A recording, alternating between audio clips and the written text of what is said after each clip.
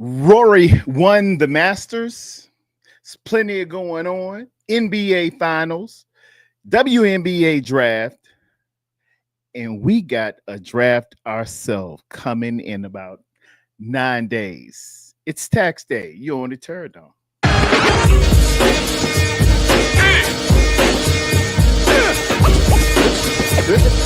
This is a journey into town. And what's up, everybody? It is Tuesday, the 15th of April, 2025. And I say that hazardly.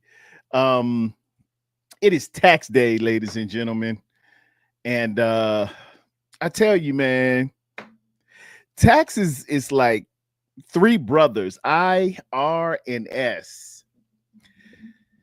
Bullies in the neighborhood just sitting, waiting for you to come outside. Gonna be a little bit of pain here. It's gonna have to part with some things you could have done so much with other than this. But hey, you want to stay out of jail, right? You want to stay out of jail. So this is what we do. Hollering at everybody in the chat right now. Showing up very, very early was Red Jet Shell. Good morning to all. Be sure to like and subscribe. Like and subscribe. We got it's just SpongeBob SquarePants. It's Spongy in the building. Yo, what's up? What's up? What's up? Turdome, the GOAT. How are you doing? Thank you so much, man. I'm doing fine, Spongy, and you well on your way to being goatish. Spongy's a big Philadelphia Eagle fan, and well, you know, some people got the rings and some people ain't got a thing. So we ain't going nowhere with that. Just congratulations, Spongy. My main man, Silverado Kev. Silverado Kev, you got to jump in here with me. We got to break down some defenses. Talk about Robert Saleh. The cover three. We got to look at who can be more dynamic in our secondary. We got to talk about our overfront versus our underfronts, and you know, it's some key defensive stuff me and you got to chat about, and hopefully we can get the right personnel to fill in the spaces to make this defense a lot better. And I vehemently and adamantly want your input, because I respect it so much, my brother. I'm so crazy about you, y'all. Silverado Kev is in the building. Silverado Kev, let me shout him out, right, man. I like Silverado Kev. Yeah, me and Silverado go back like suede Pumas, Adidas sweatsuits, and Kango hats. What y'all know about it? Frisco fam, taxes filed, bills paid, all done of March. Thank God. Laugh my off. Girl, I'm behind the curve. You know, I hold that thing to the left. I hold $1 till it holler. I don't want to give it up. I'm just like the 49ers with this contract to Brad Purdy. The last minute. Chad Schrader in the building. What's up, Terra Dome? Rest in peace. Spotlight Sports. Daria, holler at me. Let me know. Give me a little bit more on that, and we'll give it its just due, my brother. Let me see. You got Silverado Kids. Crazy Juice. Sup, everyone? Crazy Juice with the masked Marvel avatar. He's a wrestling. Got to be a wrestling fan, man. I go back to, who was it? Mr. Wrestling, Tim Woods, way back in the day. I am dating myself. Y'all don't even remember some Mr. Wrestling. You had the superstar. You had a lot of masked marvels who used to wrestle, man. And you always wanted them to get the mask off. Just take his mask off to see who it was. It's probably dude just walking right beside you. You don't know what's going on there. Um, what do you got? Congratulations to Paige Buchers, first pick in the WNBA. Shout that out. Shout that out.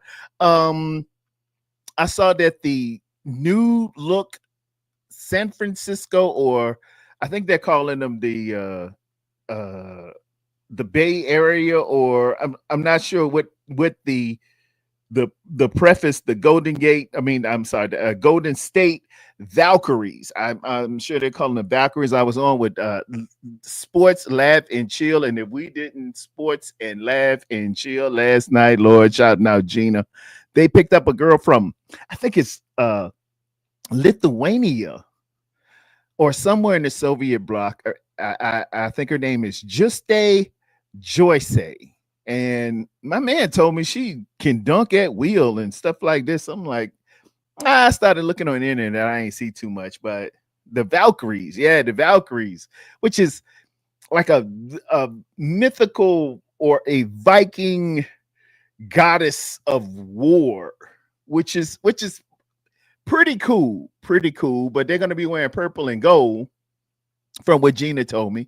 So it's kind of a throwback to the Vikings that play and they wear purple and gold, which Minnesota is where the Lakers purple and gold originated and came to Los Angeles. So it's kind of going full circle there, full circle there. And that's why they call it the Lakers. It's not because there's a whole bunch of lakes in LA, but it's the land of 1,000 lakes or 10,000 lakes in Minnesota. So that's where they get their name. You got Minnesota, you got the Vikings, you got Valkyrie, and it's all tying in there together with your mythological super duper, Tara don't do it for you. I connect the dots. Ricardo, wonderful to see you this morning, Ricardo. That looks like a name for a cool dude who might be the most interesting man in the world, but it looks like she is a happy fan. Good to see you there, Miss Ricardo. And we got my main man, Callie Young, is in the building. He hollering that shit. That's my main man. Me and him go back like a Cadillac recliner seats. That's my man. That's the CFO of Rockefeller Records. We all about Brock right here. And speaking of being all about somebody, ladies and gentlemen, Jason, Captain Niner, Massey, Talofa Faithful, chilling on the way to work. Hey, I'm here for your listening pleasure as you drive on the. That's how I got to drop that voice down. As you drive now, you stay alive and listen to this one. This is High Five with I Like the Way You Kiss Me on the Kiss. Yeah, I always wanted to be a DJ on I got a face for radio, right? I always wanted to be a DJ, man. DJ's so cool, having a morning radio show. That'd be dope. Minnesota, home of Prince Rogers. That you better say it. His Purple Badness. Yeah, there it is. I've never made it up to Paisley Park, man. And that's one of the things that's on my bucket list. I wish I would have done it before he passed away so tragically. It will be. Man, he died in April of, what year was it? I want to say 20, maybe longer than that, man. Prince gone way too soon himself.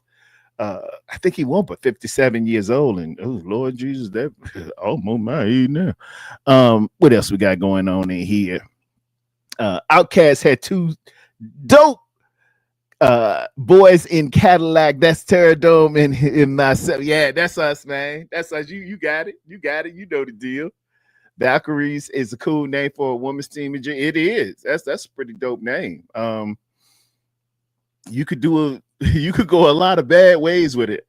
Ask Washington, but but that is a dope name, man. I do like that. It was 2016. Wow, time flies, man.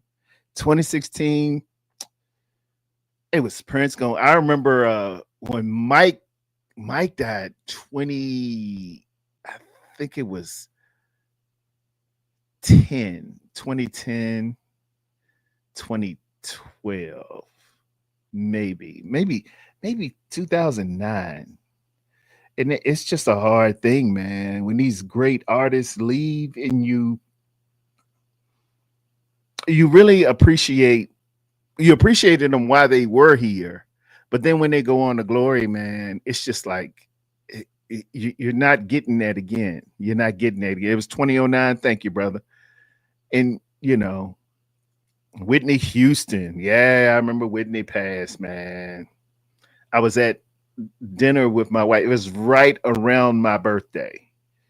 It was right around my birthday. And, you know, like, when it first happens, you think, oh, this is just a hoax. They probably, the TMZ probably messing around, and some dude says something, because they've had rumors about stars that passed away, like Sinbad.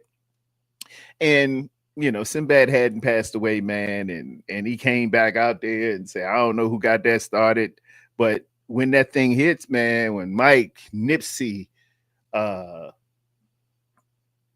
Whitney, Prince, it hit like a ton of bricks, because it's not that you have such familiarity with them that you knew them personally, but when people have been the soundtrack of your life, and you can go back and in your mind's eye see moments when you were playing that song, or remember events. Like my whole family was together for the Motown 25 back in 83, and Mike hit that stage. Well, first he tore it up with his brothers, and then he said, I love the old songs, but I especially like the new. And that beat came off of Billie Jean, and my whole family was around, generations of us, uncles, aunts. I'm pretty sure Ellison was there too, if he jump in the chat. And it was just, it was magic. It was magic. We was watching all the old Motown sound, and then Mike just tore that thing out. You knew you had monster on your hand right there, man. He had been bad for a little bit. If for those of y'all that follow me on Twitter, people send me music all the time, and I really give my joie de vivre, my expert analysis of said music, or I come with a funny story, or I come with, when this one was out, oh man, they be dropping that Luther, some of that daggone Junior. I love Junior. Mama used to say, oh, they did. I got a dude, man, JC Dominguez. Shout out to you, man. He be sending me so much stuff. My girl up in Detroit, lovely lady, I think there's her name. She changed her name a little bit, forgive me, but she just be coming with it. And then, of course, we all know Rod Cali, who's supposed to be in here kicking it with me today. Rod Cali was up late on Sports Lab and Chill, probably playing music, probably being a DJ. But hey, I'm going to do it one of these days. I'm going to transfer over to Patreon, and we really going to act up. I love acting up. Gerald Levert was very underrated. Yes. Man, him and Mickey Howard had hits together. Him and I think he did one with Mary J. No, he did That's the Way I Feel About You with Mickey, and then he did his work with LSG. It was Levert, Sweat, and Gill. They had a smoker. Man, that Levert, Sweat, and Gill, that LSG. Look at all the times they had Coco singing and stuff. Y'all gonna get me going down memory lane. And but yes, very underrated. And I'm all in the chat. Let me get to the docket here. Y'all got me all messed up. Rory wins. For those of y'all that don't really follow golf and everything, I follow golf, and unfortunately, I did not watch any of the Masters. But shout out to Rory McIlroy for winning the Masters. It was some tense time. He had Beauchambeau up on his heels. It could have been a little different. He had a putt to win at the end, but he couldn't sink it, a 5-footer. But it went on into the twilight, and he pulled it on out. And Rory is really on the precipice of really doing some things. I know we get caught up a great deal on Tiger Woods, and Tiger Woods is everything, but this kid Rory, man, he ain't a kid no more. He getting grown and he hitting his stride. He's gonna tear it up a little bit. He's a very, very fine golfer. So shout out to him. I gotta shout out Rory McIlroy. The NBA playoff picture. Golden State. Y'all got a little work to do. y'all in the playoff game. Y'all going to the playoffs, but the seed in which you get it's gonna be determined. Y'all got your playoff game, your play-in game, I should say, and then you're gonna have to play the loser or the winner of the other play-in game that is directly behind you. I think y'all sitting at 8 or 7. So y'all better make it happen, Captain. The Lakers are gonna be in there waiting for everyone. And as Shannon Sharp said, I think we're gonna play Houston, and or the Clippers or something. We'll take care of that in 5. It'll be okay. And then it's gonna be some good basketball, especially in the West. Ladies and gentlemen, it's going to be some good basketball, especially in the West. The East, and the East got, they have the champions, the Boston Celtics right now. But if you know me, if any Laker, I ain't really feeling Boston in any capacity. The meat and potatoes is out in the West. Pause. That loss to the Spurs really hurt them, and it did. And for Crazy Juice, for them for it to be at the hands of Harrison Barnes, almost poetic justice, man. He loved putting that dagger in their back after what he done been through, man, because y'all done forgot all about my boy Harrison. I got a little video to show you. This is courtesy of Brad Graham, noted content creator, man, and is real as rain. I really like Brad Graham. I go to him for some objective stuff, unlike others. Anyway, Brad Graham caught Ricky P doing a little bit of video stuff, and look what Ricky P is doing on his off season. Look who he's with.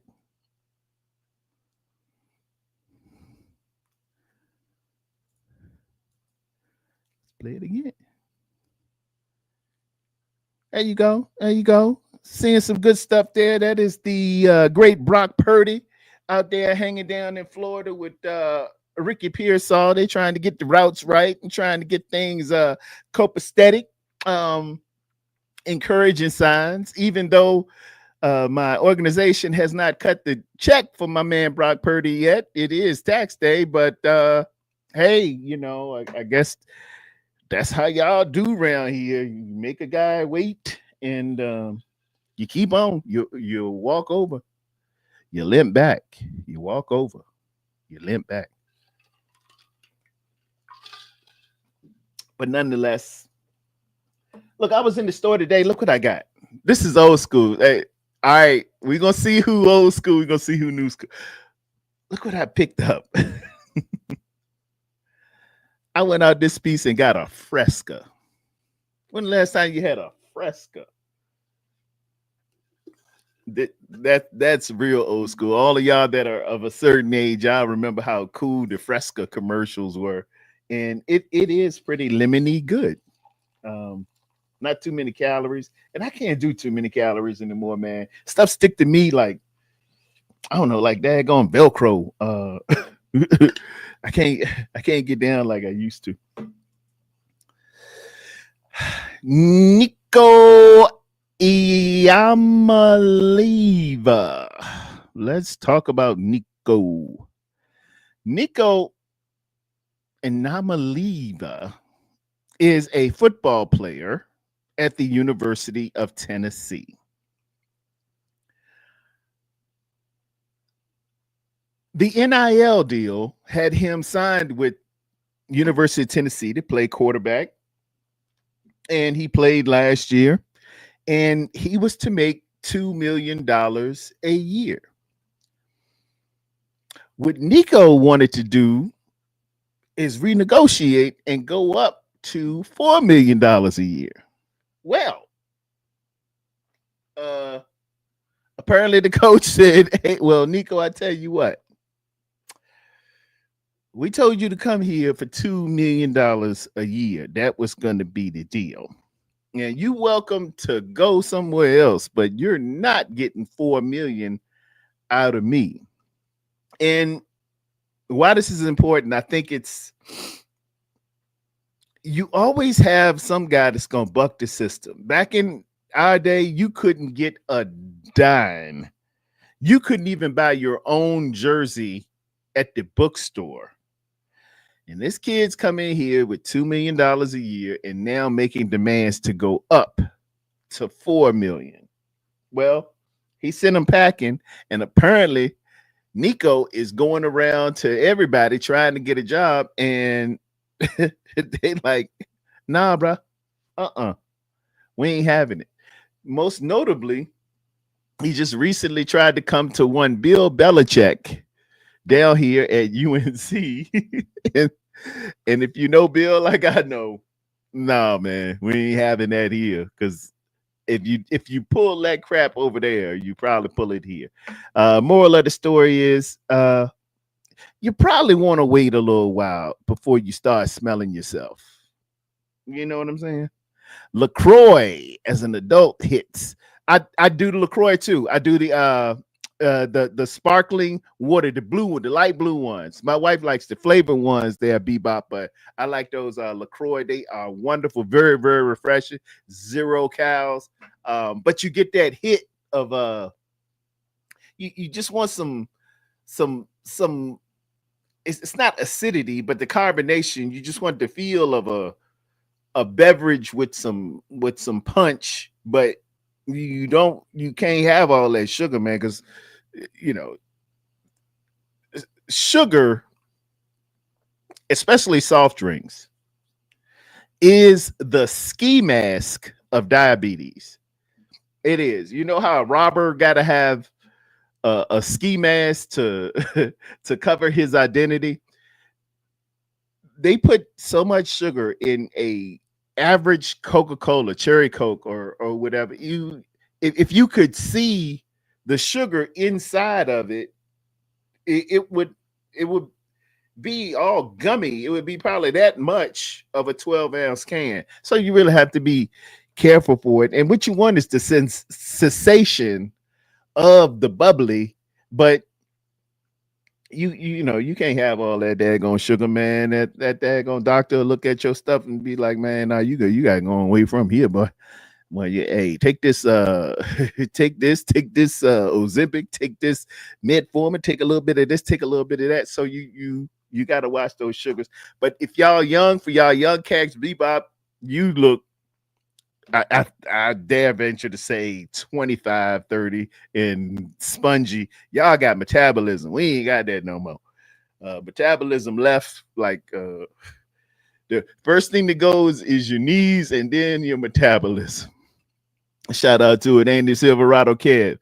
Gotta have that burn, bro. Yeah, like a Sprite, exactly, or a Pepsi. I used to like Pepsi and Coke, uh, and even Dr. Pepper. It's just got to have the sensation of the little burn, but you don't need all the sugar. That's a good thing. And LaCroix is a great drink too. Mountain Dew, Code Red. Boy, that thing keep you up 3 days. Mountain Dew Code Red will keep you up 3 days. I love a good old fashioned ginger ale, man. I do. Every now and again, I just have to have a ginger ale. Ginger ale used to be like your comfort soda when you were a kid and you had to stay home from school because you were sick. It would be that chicken noodle soup. It'd be some those saltine crackers. All right, ginger ale,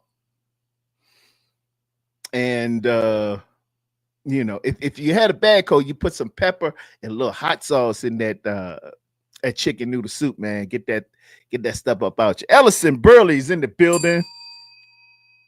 Not mad at the young man for trying to find more bread. It's the system that needs to be redone.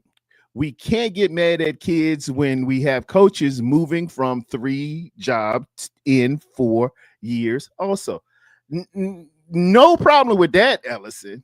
But you don't cut the deal and you make it 2 million. It comes it comes with a little issue when you're just trying to be a little greedy, and you're really not all that. So let the market dictate what it is. My main Dennis in the building, the Regal Eagle. He has the Regal Eagle podcast, y'all, man. Y'all check out the Regal Eagle podcast. He got more stories than a little bit. And speaking of which, if y'all was on Sports Lab and Chill last night, oh my God, boy, if Gina, my beautiful little sister Gina, if Gina won't telling it, boy, she is just so comical. And you ever meet those people that's comical and don't even know it? But they just go through their little stories. They tell me I can tell a story, but I can't mess with Dennis and Gina. They need their own podcast, TikTok, and different platforms to get down. Them mugs had me crying laughing. I was gonna clip it up and put something in here today, but Lord, when she was going over, oh man. Gina, shout out to Sports Laugh and Chill. I think they're gonna be on again Wednesday night, so check her out. Gina is the Carol Burnett of the faithful. She is. Some of her stories is just so funny, man. I mean, it's like you can see the script being written for what she is putting down. It is something really, really crazy. Let me get back up on the docket. Y'all notice in my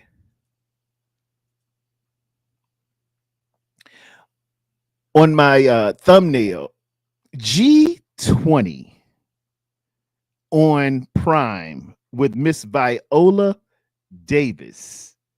Let me tell y'all what.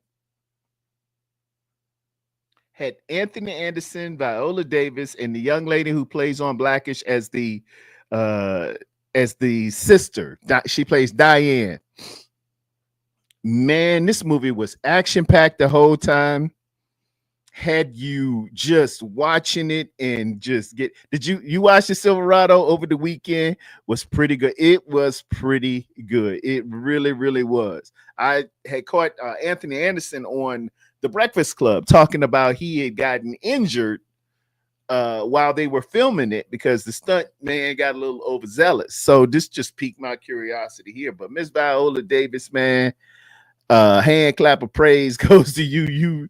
You really pulled it off. She plays the president in the United States, and it is it's in the vein of if you ever seen White House Down or Olympus Has Fallen, and just action packed all the way through. And the people they got to play the villain is, and spoiler alert, but it's the guy from The Boys, that other Prime original series where they're the superheroes and stuff. And it's just wonderfully done, incredibly shot.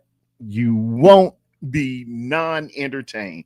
I think you'll really, really dig watching G20. They did a good job on that. Shout out to Anthony Anderson, Viola Davis, and the cast and crew, man. And they shout out the Army and the Marines on that. So, it's a little near and dear to me. Tanisha in the building. Good morning, Terra Dome and the Golden Domers. They all out this piece today. They all out here. We in here, Miss Tanisha. And Tanisha done switched it up a little bit. She got a Letterman jacket on. Man, I want my Letterman jacket back. It's a San Francisco one too. That is sweet, Mister Tanisha. Got a little paper or something. She ain't got to do it. Marseille Martin, that's her name. She's brilliant, dude. She is. She's gonna be she's from my understanding, she's already producing and things of that nature. And she's just so young. I don't think she's maybe 17 now. And she's just some people are just already got it at such an early age. It's just crazy to even imagine. Teradon, what you doing for draft night? For the first night, I am at the 911 center. I am scheduled to work. I can't get out of it. But the next two, I'm gonna be with Wolfie, and I might tap into a couple other people and engage targets as they appear. But me and Wolfie gonna be down nights 2 and day 3. I think 3 is more of a day. I think so, because it's going to be Thursday night, Friday, and Saturday. So, I'm just wide open. I'm off that weekend, so it's going to be dope. And for that first pick, I do want to be there, but I got to make this little piece of change. That first night you're just waiting around so much, and then you get to pick, and then you're elated, or it's going to be a whole bunch of people mad, and we're going to be reacting for the whole night. And you got 10 minutes per pick. Sometimes that thing could go a little longer. Sometimes people just know what they want, so I'm timing it out to be about between 5-10 minutes. You got the 11th pick. We will know something by about 9:15. 9:15. I'm calling 9:15. You're going to know who the 11th pick overall for the San Francisco 49ers in the year 2025 is. Probably be a defensive lineman. That's what I would do. I'm hearing everything. I'm hearing a cornerback. I'm hearing we might go a different cornerback. I'm hearing they might just go ahead and get a linebacker. I think it's going to be defensive lineman. And if it gets hanky, if it gets like it's trending to be, because all of a sudden Jalen Milroe and Jackson Dart are in play, and people have a tendency to reach up for quarterbacks, and they'll overdraft a little bit. They just feel like we got to get either they're looking for a great quarterback, or they're looking for the heir apparent, and coaches feel like, oh, I can train them up a little bit. I can do this. And don't be surprised you see 2 or 3 quarterbacks in the top 10. What that means to us, some of those players that you didn't think you were going to be able to get will slide down and be there at 11, and then there'll be decisions to make. I'm hoping we'll make the right ones, because we have messed up before. David McNanner in the building. What's up? Terra Dome. Day 3 is brutal. This will be the 3rd time for me, and it's over 7 hours. Day 3 is a bit, man, but this draft is so deep, Dave. It's got so many hidden gems and people that I'm looking at film, I'm looking at their numbers, I'm going back and checking twice. It's got so many steals. It really, really does. And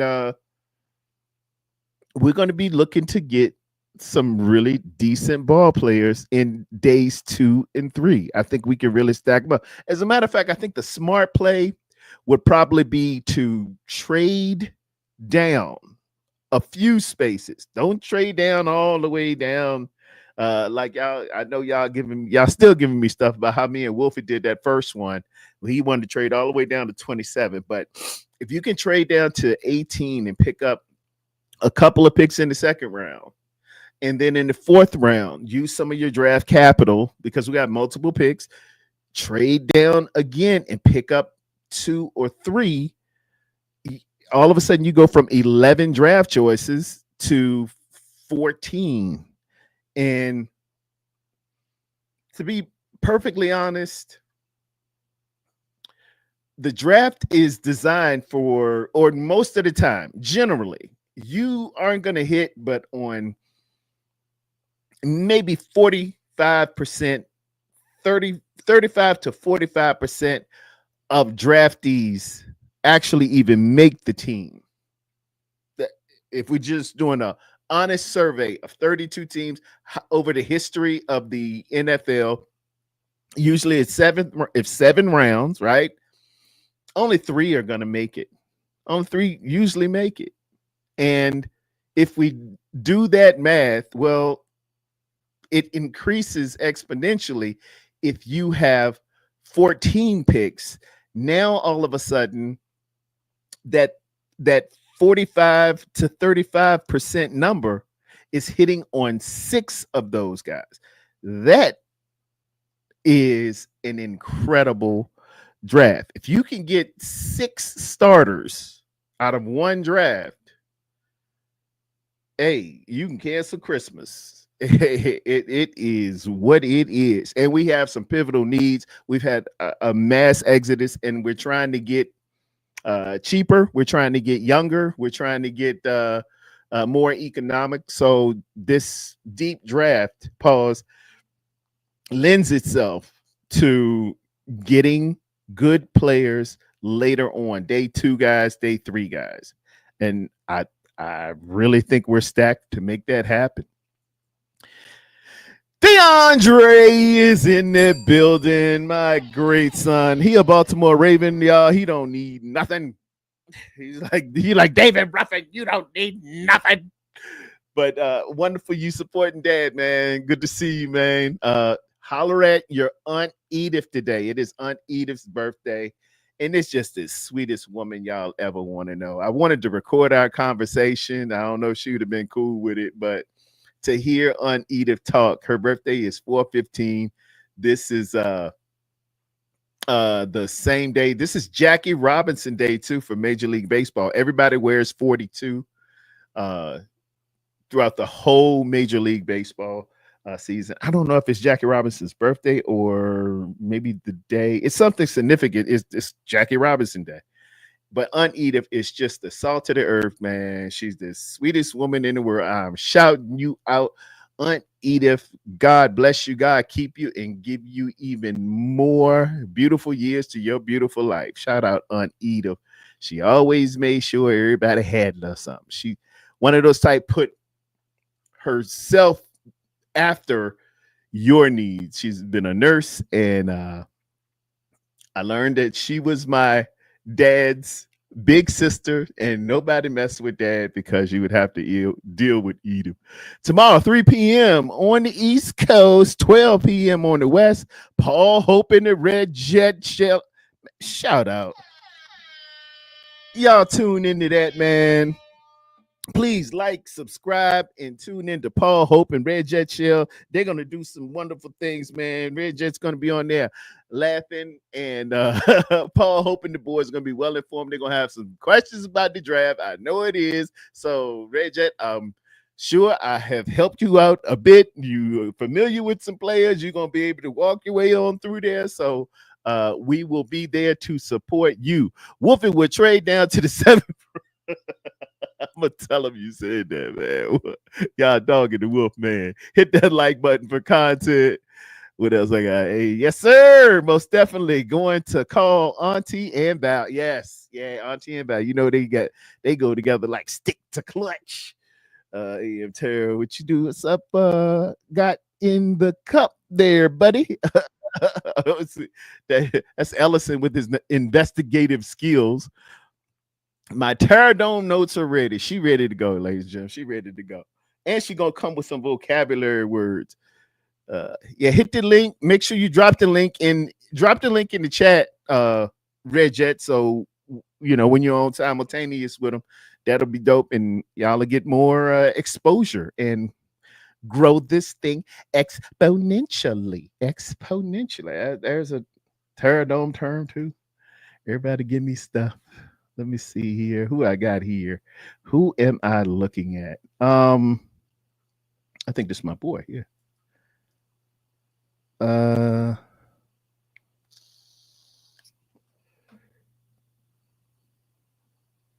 I think this is him.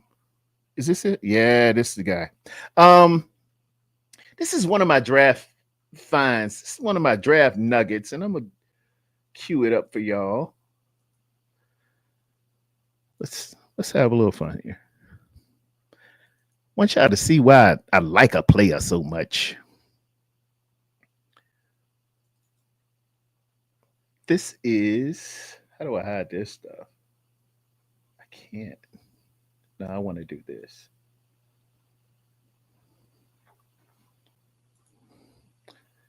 Bear with me, momentito. Where's my? I'll put it on the telestrator, and then I'll do like that, and I'll look for him this way. I download it. Yep. And then I'll share with you guys. I am looking at O'Donnell Fortune and share. Take Bridge. This kid's got it, man. I like this guy. This is a cornerback out of South Carolina, O'Donnell Fortune. And he's just physical. Oh, my Lord. Hold on. Slow it down. Hit pause. Go back, rewind. Let's look at him again. Most of a cornerback's job, ladies and gentlemen, is going to be to tackle. There are a lot of screens out there. And you're looking for a corner, long, rangy. And look, he comes, he's eyes to thighs, right? Eyes to thighs. And he's looking to squeeze the knees. He drops his level down to eyes to thighs, and he does it again and again. And he's squeezing the knees. Every time I look at this kid, I get a little bit more excited. He's about 6'3", O'Donnell Fortune out of University of South Carolina. He should be available in the later rounds. Now, I know everybody's talking about Will Johnson. I know everybody's talking about Jahdae Brown out of the University of Texas. But this guy, every time I look at that. The good form tackling, good and physical. Good physical guy. And y'all just watch him for a little bit and see if he reminds you of somebody who was long, rangy, physical, and heady. He comes up, man, and lets you know that, hey, I take that one with you. I was there.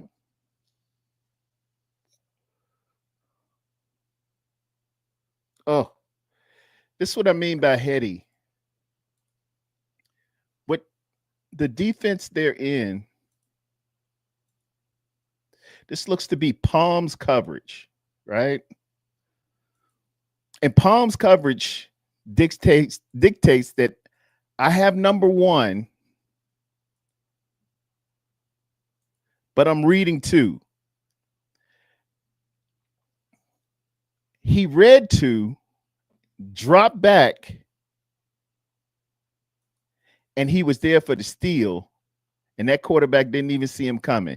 He was supposed to be up on that out. He was supposed to take the cheese of that initial one crossing his face. Look at how he is. Look at it. He reads it. He said, "Oh, you ain't going there. Let me go back and steal one across that." This is next level stuff. This is good. This is good. This is good. This kid understands the game and lurks around. He's lurking around the whole time. He's done his film study. And then when you need to, he'll take it to the house. I like this a lot. I like this a lot. Look at him just down here lurking. And then he'll come up, getting the eyes to thighs, squeezing knees. Against stiff competition. This ain't Little Sisters of the Poor there. That's LSU. And they got big players too. Good hand.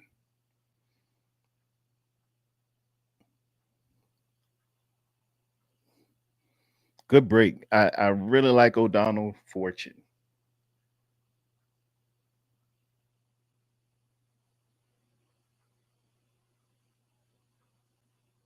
I think he causes a fumble or two.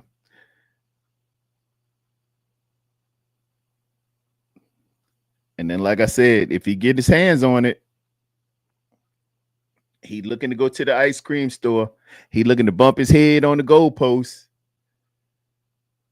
He got them long, rangy strides too. That reminds me of a cornerback we used to have who was a little older when he got here, but in Seattle, he was always heady.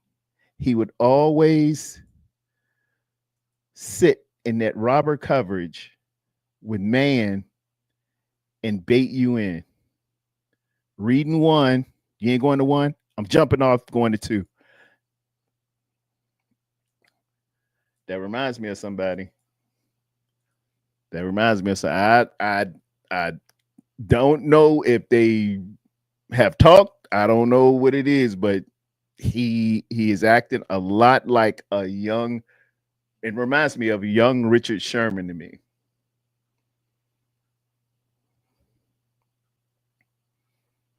And then let you know. So keep your eyes on the very, very formidable O'Donnell Fortune, University of South Carolina cornerback. Just something to think about. You like that lurking? Rico, yo, the channel lurking the other day. All right. What else do you need? Hey, Spongy, don't go taking my ball players either, man. Y'all Eagles done now. every time I look, I know last year I would identify a couple of players from Florida State or something, and then them Rams was in the chat, and then all of a sudden they became Rams. Brandon Fisk, who is it? Verse. I had a guy from the U, there's a safety named Kinchins. All of a sudden the Rams getting all these ball players, and here we looking stupid, getting, I don't know, Cameron Latu and stuff like that. And I was like, geez, daggone Rams. Don't let me see y'all ball play. Y'all Eagles, y'all stick to them Georgia boys. That's who y'all go after every time. And, you know, it's like that. CG Ruthless. He is more CMC than Cam Scatterbo. Who y'all talking about? Check out Land Larison. I'll check it out. You know, I take advantage of all my chat. Ain't nobody, there are no dumb suggestions. Land Lariso. Where does he play? What school? Drop it in the chat with school. I check out Land Larison. Tell him she'll be better spec when they come in the house. All right. Oregon Ducks. Oregon. He's an Oregon guy. Oh, they arguing about Oregon Ducks. Quack, quack. What else I got on the docket here? Let me go to my docket. Let me go to keep myself informed. I want to talk about the visits that we have thus far. And add that to the stage. Go back a couple of slides. Visits, and it's starting to, you know, formalize and materialize a little bit here. We're seeing some good names that have came in for visits. Most notably, Kobe Bryant out of Kansas, cornerback we've been looking at a little bit. My main man, tight end, another draft steal. Let me put the whoop, whoop, whoop. Jalen Conyers out of Texas Tech, formerly Arizona State University. Y'all know how we love Arizona State University, guys. Jalen Conyers has been there for a visit. Tight end Harold Fanning Jr. out of Bowling Green has been in for a visit. Walter Nolan, who could very well be the first name called about 9:15 Thursday night on the 24th. It would not surprise me one bit if we call Walter Nolan in there. Omar Norman Lott, who a lot of people are high on. I'm not as big on Lott. I do love the last name, though. You know, anytime you can get a lot, that's great. And hey, it's not a little, it's a lot. Chris Paul Jr., Ole Miss. Quincy Riley, who's starting to surge up of draft boards. He's a pretty good prospect as well. Shamar Stewart, I know already what y'all are saying. And the one behind him, Kyle Williams. So it is what it is. We're looking at defensive end Michael Williams is pretty decent, along with Tyler Williams from Ohio State. Not that big on him. But virtual interviews, let's look at some of those names. Third from the bottom, SMU, Elijah Roberts. There's an interesting candidate. I am really, really high on Elijah Roberts. Also, they've been talking to Charles Grant out of the great second oldest institution of higher learning in the United States, William and Mary. Let me tell you, hey, don't even think about 1100 on that SAT. You better come in there with 12. William and Mary is kind of like the oldest institution is Harvard. William and Mary is right in line with kids in terms of intelligence and scholastic aptitude or achievement. That's where you want to go, and they have some great alums, most notably Mike Tomlin went to William and Mary. They have some good smart people there, and you want your linemen smart. You don't want them jumping off sides and forgetting the snap count, and with the complex system that the San Francisco 49ers run, they tend to look for smarter guys. You've seen guys in Notre Dame. You've seen other guys, Stanford as well. Ladies and gentlemen, coming to the stage is my man. If he's ready, I give to you Rod Galley. What's up, man? What's up with it? How long was you in? Sorry, I was my slide. Were you back there? What? Man, I've been on there long enough to smoke one. I was in the stage or the background. If you'd have looked at the screen, hey y'all, what's up, y'all? It's High Rod. I smoked the whole one back here. I was like, well, he ain't gonna call me. I'm gonna just chill. I'm gonna listen. My bad, man. I was in mid form looking at some of the prospective visits that we've had, and that's usually a pretty good indicator of who we'll go after. Stranger things happen. Sometimes they don't visit at all and get picked, but a lot of times they go after the ones we visit. You need a backstage moderator because I was sitting back there, boy. I feel like I was at the at the doctor's office, And you know, you go to the doctor's office, you gotta show up 30 minutes early. And still don't be seen for an hour. Another 20 minutes. Yeah, come sit and move from one seat. Take 30 steps that way, and then take another seat for another 20 minutes. Yeah. What's up, y'all? What's up to everybody, man? Shout out to everybody. Absolutely got the munchies. I'm about to eat some cereal after this. Captain Crunch is the greatest cereal, in my opinion. No, it don't scratch the roof of my mouth. But yeah, I'm about to eat me some cereal after this. What up, OG? You the man. I had a good time last night, man. I just on watching y'all. Uh that Gina. You gotta get a segment called Damn Gina. Wow, is all I have to say to wow. That's all I can say to that. It's just wow. She was so last night, man. Do We she didn't know even how talk funny sport. she is? She don't even know how funny she is, do she? Hey man, I just put it this way. I give people gems for a reason. Because when I see potential that they can, make a stream of income, especially Mhm. when you sit back and you look at certain things and the dynamic of what they got going on out here, like trajectory of what type of jobs and stuff like that, Yeah. man, she could easily do story times. And I said this, what up, I know you on here. Um, Oh yeah, yeah. Dennis, I know he could do the same thing. And both of them are very, what is animated, Oh yeah. so they can give that type of. Now I can understand for Dennis why he might not do it, because Dennis is a baker. um that's his side job. I mean, see,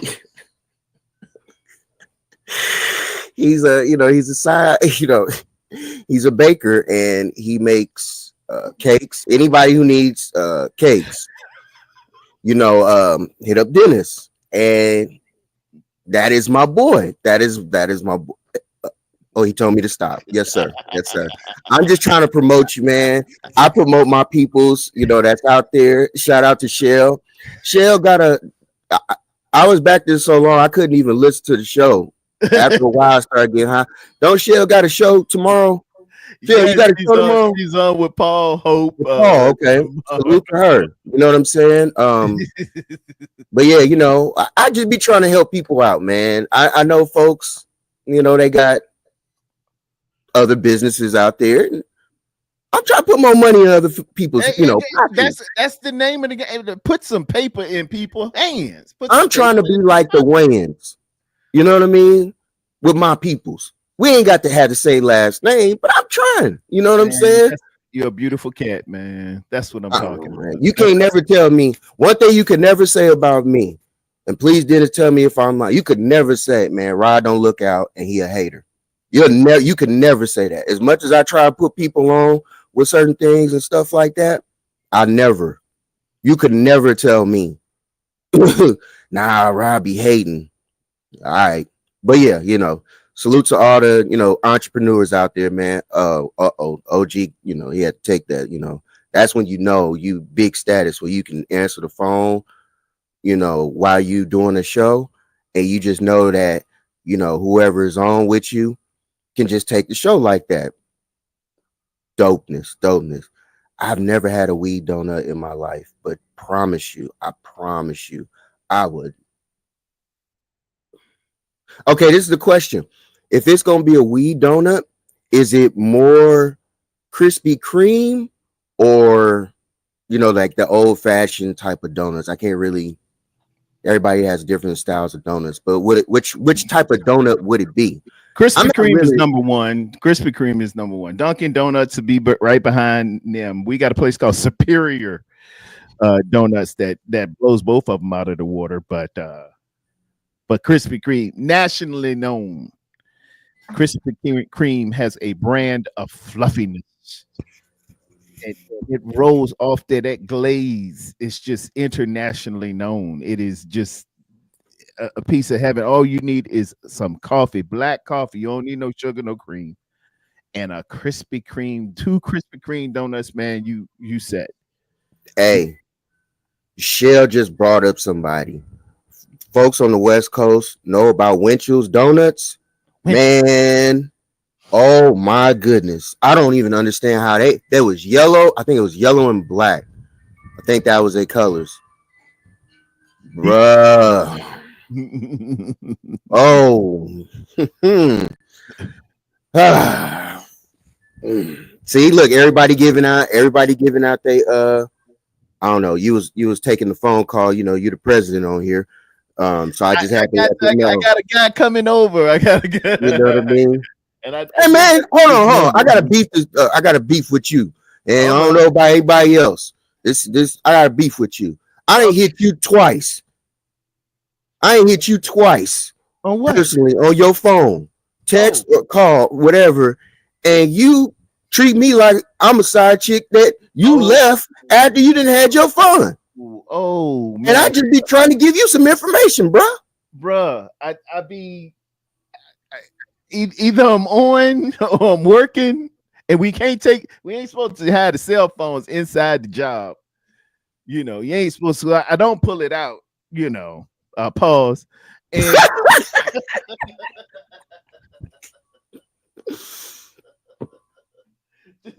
just leave your message, man. I promise. It might take a day, but and then when I go to sleep, I can't have. I got the do not disturb on. I ain't mad at you. I always text within the time frame. I feel, you know what I mean, especially if you're in a relationship.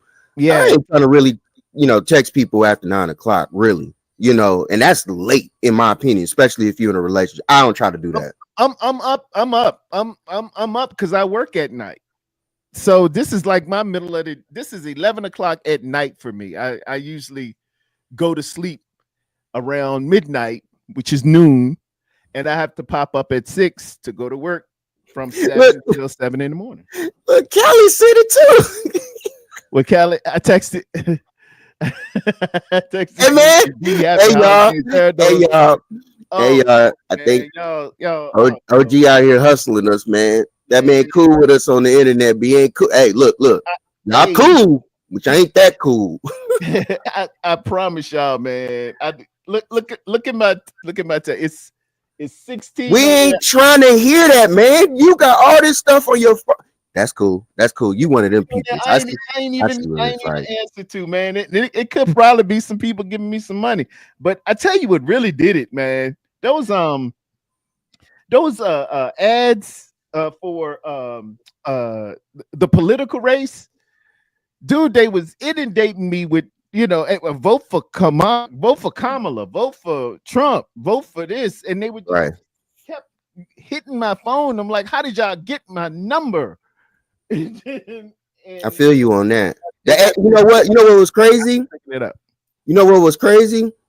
I hit you up after all that presidential junk. So I ain't trying to hear that.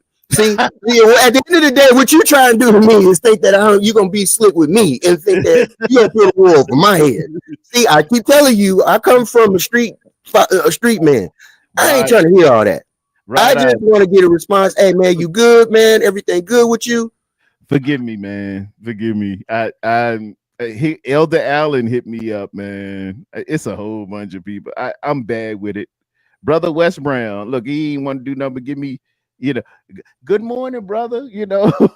I be busy trying to put some film together, and it's on me. It's no excuse. It's just on me. I am sorry, y'all.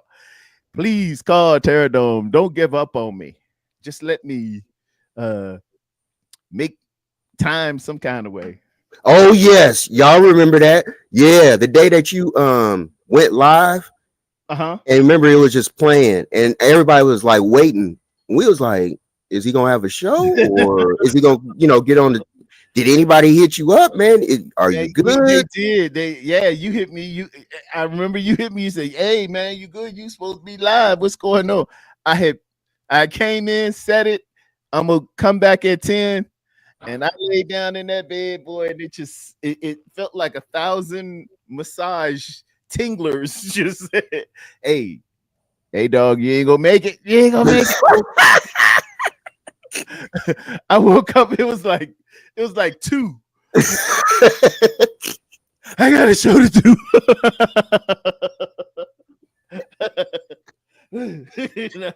I put on my hat. Look, I fixed my hair. Ain't nobody. It was 2 hours later, and all of a sudden you came back on. I'm like, Yeah, I said, yeah, folks out here like, man, I hope you all right, man. I hope you good. I was And I laying was thinking to myself, well, we'll never know, man. Hey, there. man, don't answer his phone. So, hey, y'all be just Yeah, y'all, leave y'all on red. we'll let you know he's gone quiet. It's like those submarines. He leave you on red, y'all. E, what's up with your cousin, man? What up, E? What's wrong with your cousin, man? That man be leaving us hang. Well, see, I understand. I respect you answering for the fam. I get that. That's what's up. But who'd you say? Who'd you say called sent you that text earlier? uh, Reverend brother Brown, Elder Allen. Elder Allen. I'm gonna Yeah. do a Shannon Sharp. Elder Allen, Jimmy Fallon, Lakers in 5. Cousins Network, Mr. Lambert, uh, Bank of America. Oh But yeah. You ain't trying to do nothing. yeah, Oh. So E says it's true. Okay, cool. what Cool. the Now we have an understanding. come on, E, you gonna E, eat two Ellison? E, E said it's true. Come He do on, me the man. same way. Like, hey, folks, tired of you, man. I'm Hey, here to speak for the people, man. We tired of you, man. Just leaving us totally like, understand. you know, We'll try to. I am here for the accountability. The buck stops here. you Your know, we cow tired of candy this. ain't going on here. It is on me. I will fix it. We need Queen D in here, man. You lucky she ain't in the chat. Cause No, I she will. know.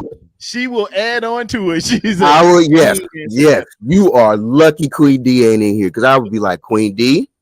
If he ain't looking at it, he ain't answering. it just so happened that that dude, I knew dude was coming today because my lawnmower it won't start, it won't turn over, and this guy he'll come to me and work it out. I changed the fuel filter. I ain't changed the solenoid, but put a new battery on it. Everything it just won't turn over. So I gotta, and he gonna hit me for 85 just walking in the door. And it's probably something simple too. He probably gonna go in there and kick the tire and make the thing go. I can't stand when they do that, man. I feel so unmanly when they say, "Oh, all you gotta do is put some gas in it." I'm like, Hey, E, hey. You see what Silverado Care says? Silverado Care said what he you say? hard. He said you hard to find a brother trying to get on child support. And then E go try and clean it up, talk about, but he work hard, so I get it. E, man, you might have some. Look, man, I always tell people this, and the only reason why I hit people up, and I'll be honest, while at times if I hit you or I call you or whatever, and I check on folks or vice versa, they check on me, I appreciate it. Whether it be a call or a text, I still respond some way somehow. I had a friend some years ago. I had called them. Yeah. Just fresh off my mind. Hey man, let me check on this person. What's up, man? See how they doing, whatever. They said they picked up the phone and was like, Rod, let me hit you right back. I was like, all right, do your thing. Boom. Hung the phone up. The last time I ever spoke to him. So for me, it's kind of one of them things where it's like, just making sure everybody are good. Like I'm not the type where you got to answer the phone for me. You ain't got to talk to me. You know what I'm saying? You could actually text me. I'm straight. As long as I get that type of response, I'm cool. You know what I mean? But I'm just one of those. I'm gonna set your ringtone different. Don't do all that, man. Don't do all that. See, because you still ain't gonna answer it. Be on blast. Look at Tanisha. She said, "At least Terradome accepts accountability." Kyle. Hey, y'all see this was supposed to be a sports show, and see how I switched the whole thing up. My bad, y'all. That's on me. Yeah, I had you here to talk about the NBA and what do you think of the play-in, as well as the seeds and how it's going. What's it shaking out for you, the basketball aficionado? Let me ask this question: are you busy? Because I would like to ask some NBA questions from my analysis also. But shout out to the folks that got to play in the play-in tonight. I know one of them teams ain't the Lakers. But yeah, let's get to who is it? Memphis and the Warriors tonight. Memphis and the Warriors tonight. Let me see. I got the Warriors winning at barely. Barely. Hawks and Magic. It's 9:00 p.m. Central Time. Yeah. At the Chase Center. It's gonna be Ja Morant. Hey, Ja Morant is a monster now, man. So Hey, that's crazy. Hold on. Pause. every now and again, Pause. he's that Come on, man. I ain't say he Yo. got a monster. I said no, that's an unpausable pause. Hey, no. After hearing what I heard last night, that is a pause for me, man. No. Hey, that's a Hey, can you shoot either link? That's a flag on the play there. No, you pause. I say he's a monster. A monster is a good dude. you can't put that up in there. Hey, how about last night when See, that's why I said what I said, and I'm like, I got to hear about monsters now again. Come on, man. When Gina said, "Well, to tell you the truth," and then she slid it in there. No, hey, them comments and views are not of mine whatsoever. Those are definitely hers. Well, it started from your question. It did. You remember your original question? I don't. I was high too last night, like I was. So I don't. Not even gonna fake or front. I don't. Original question was, what is the percentage? Oh, from the W. That was the. I'm very lucid. I remember. Wow. I'm not gonna lie. I forgot that was the. So my question last night. Hey, can you shoot either link? But my question last night was what's the percentage of straight women in the WNBA? And I said I feel like it's at or around 10%. I think it's less than 10. But I could be wrong because I think it's a couple of them out there. And then I think the rest of them, some of them, it's a lot of Joanna mans in that WNBA. Real talk. Like, oh, yeah, because I asked the question. Yeah. Cheryl, I stay in the clouds. I appreciate it on the shirt. 101 made by me. This is an old Kobe shirt I had. Obviously, I'm a Laker fan. So, all the greats that I have, they behind me. So, but yeah, man. Kyron Lacey, man. Rest in peace to that young man. His family. I'm kind of stalling for E to get on here so we can talk some basketball. But shout out to him, man.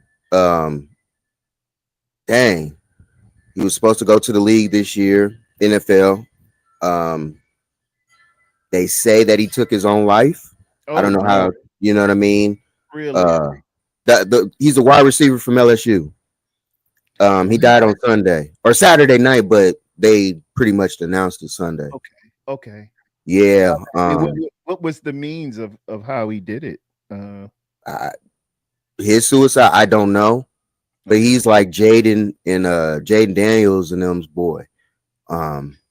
So they had I saw a video, I think it's on my feed on X.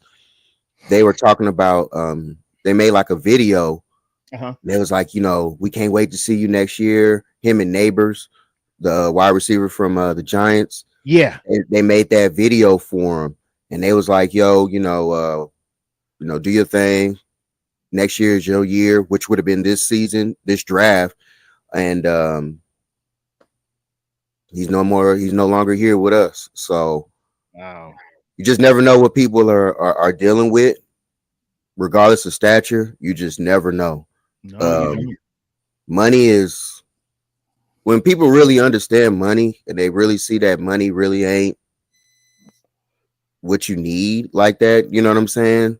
Yeah. And it's bigger and it's obviously deeper than just what your mind can think. Yeah.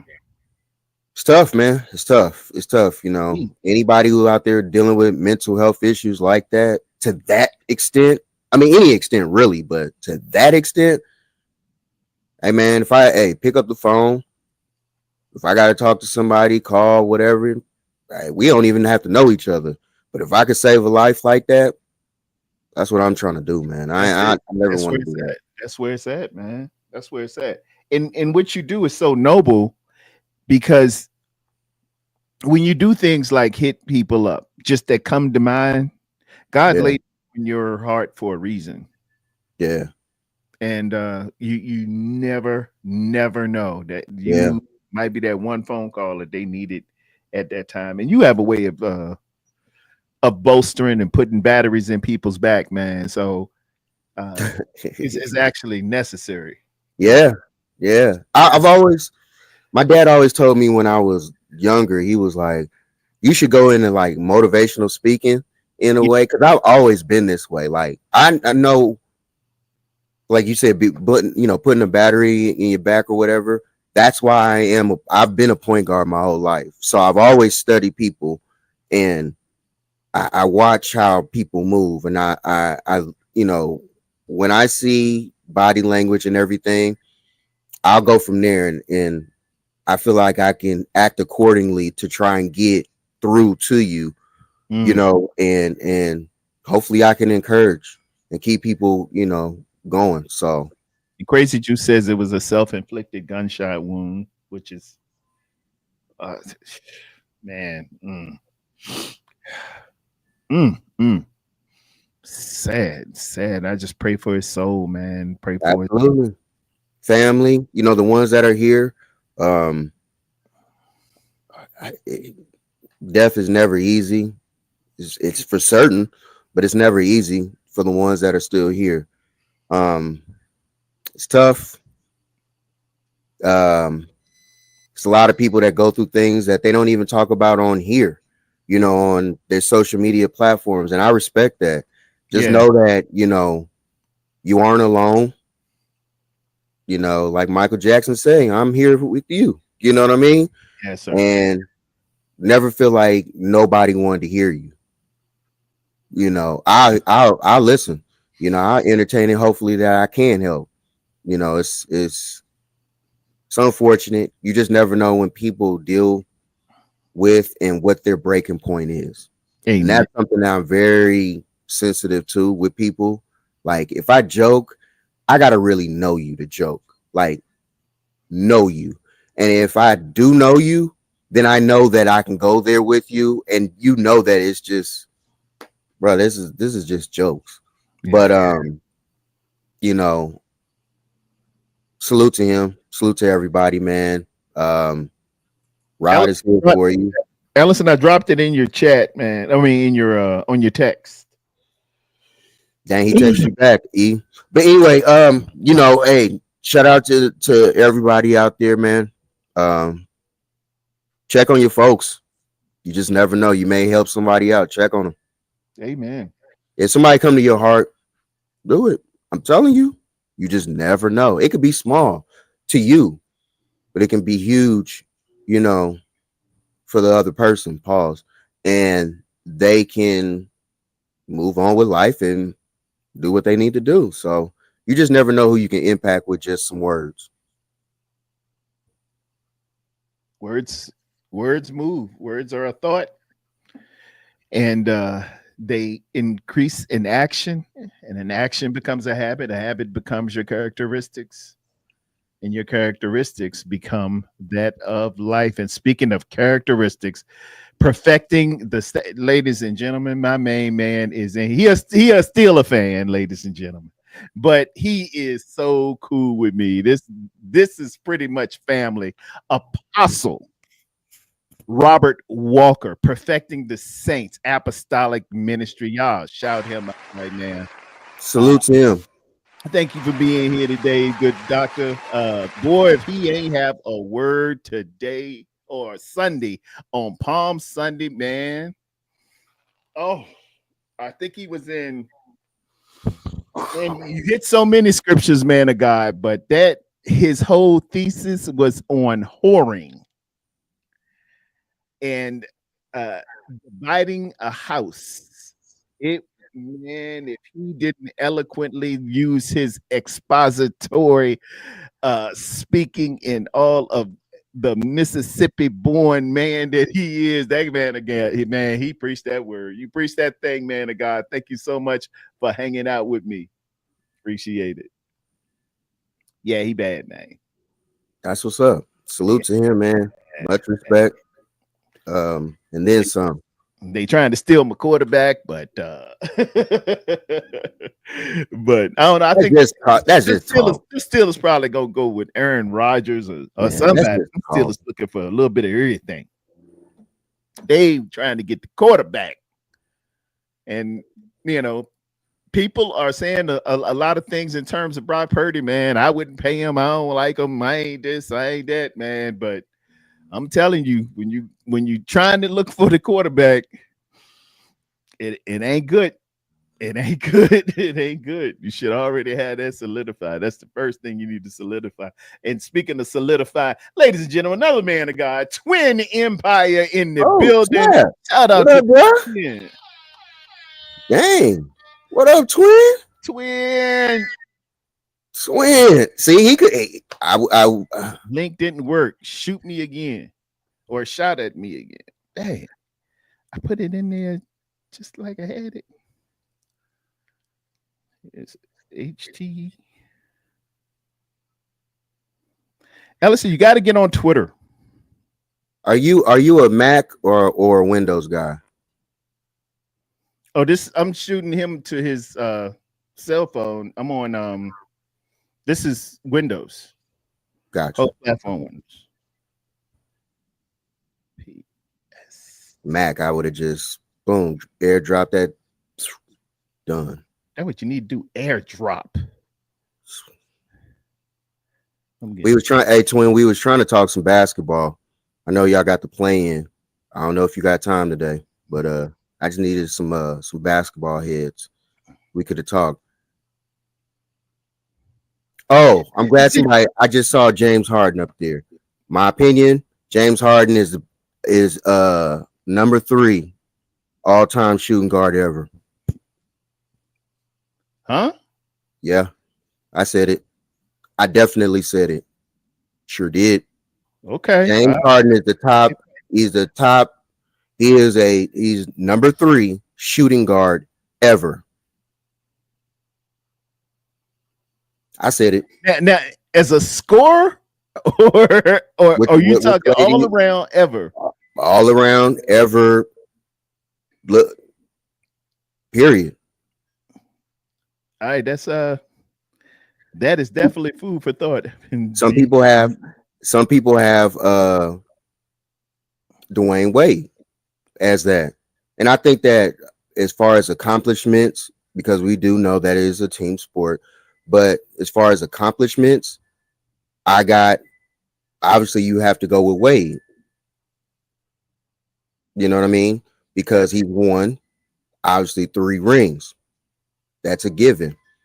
But you look at what Harden has done throughout his career. If you go career for career, 6-man, MVP. He's led the league in assists. He led the league in points. Like, I give Wade obviously the up on defense. That's a duh. You know, that's a given in my opinion. Outside of that, what in the world? That is a ceiling fan, ladies and gentlemen, and that must be mine. Yep, because I hit myself in to make sure I could get. Oh, I was like, I didn't know who we was. So you got me out here doing stuff. Man, y'all got me thrown off on that, man. I was like, whoa, I didn't know where we was with this. Yeah, turn the phone on. See, y'all got me messing with this phone, ladies and gentlemen. What's up, E? Holla at the people, man. What up, E? Good. What What's up, E? good? What's Did, good?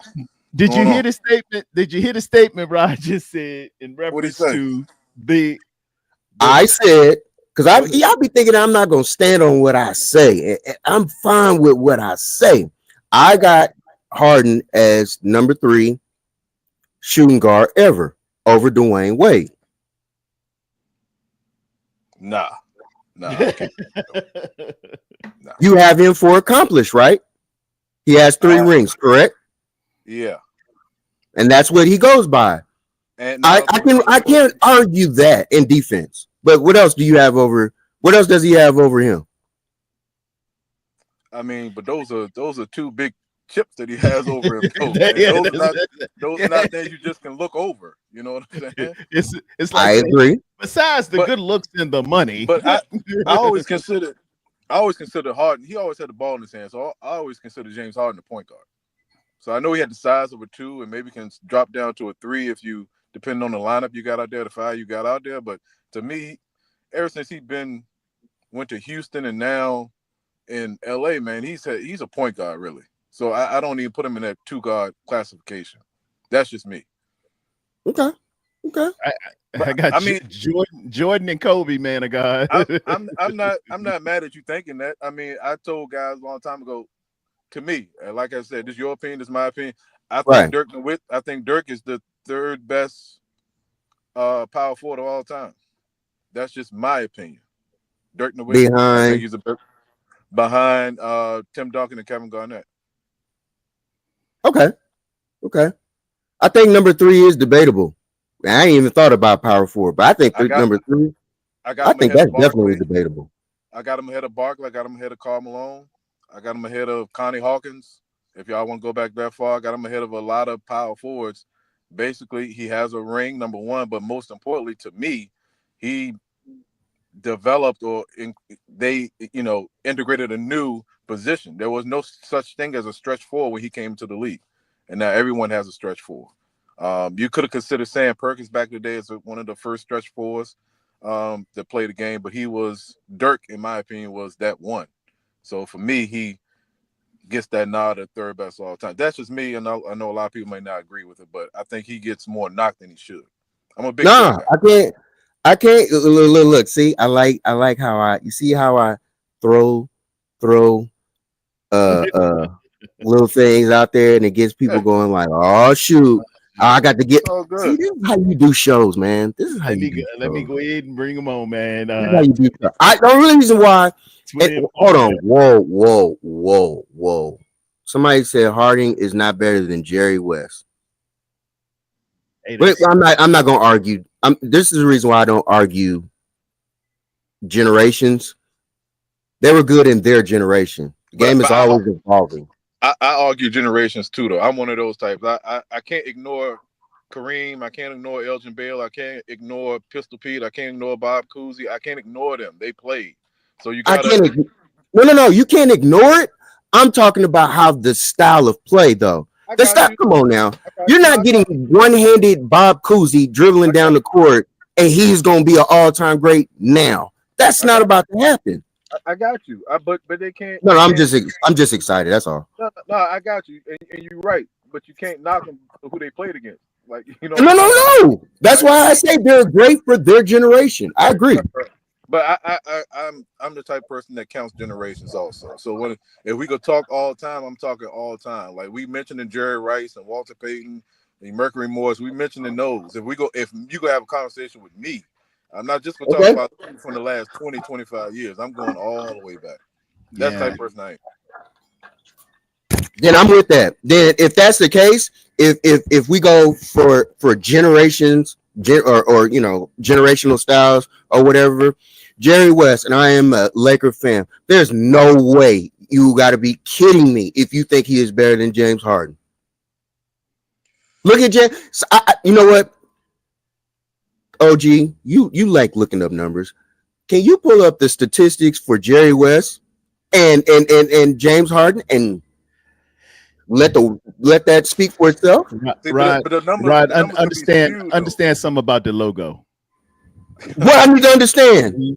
Do you Tell know? me. Do you know he won the MVP of the finals And they lost. On a and lost? losing team. I know that. And they changed it ever since.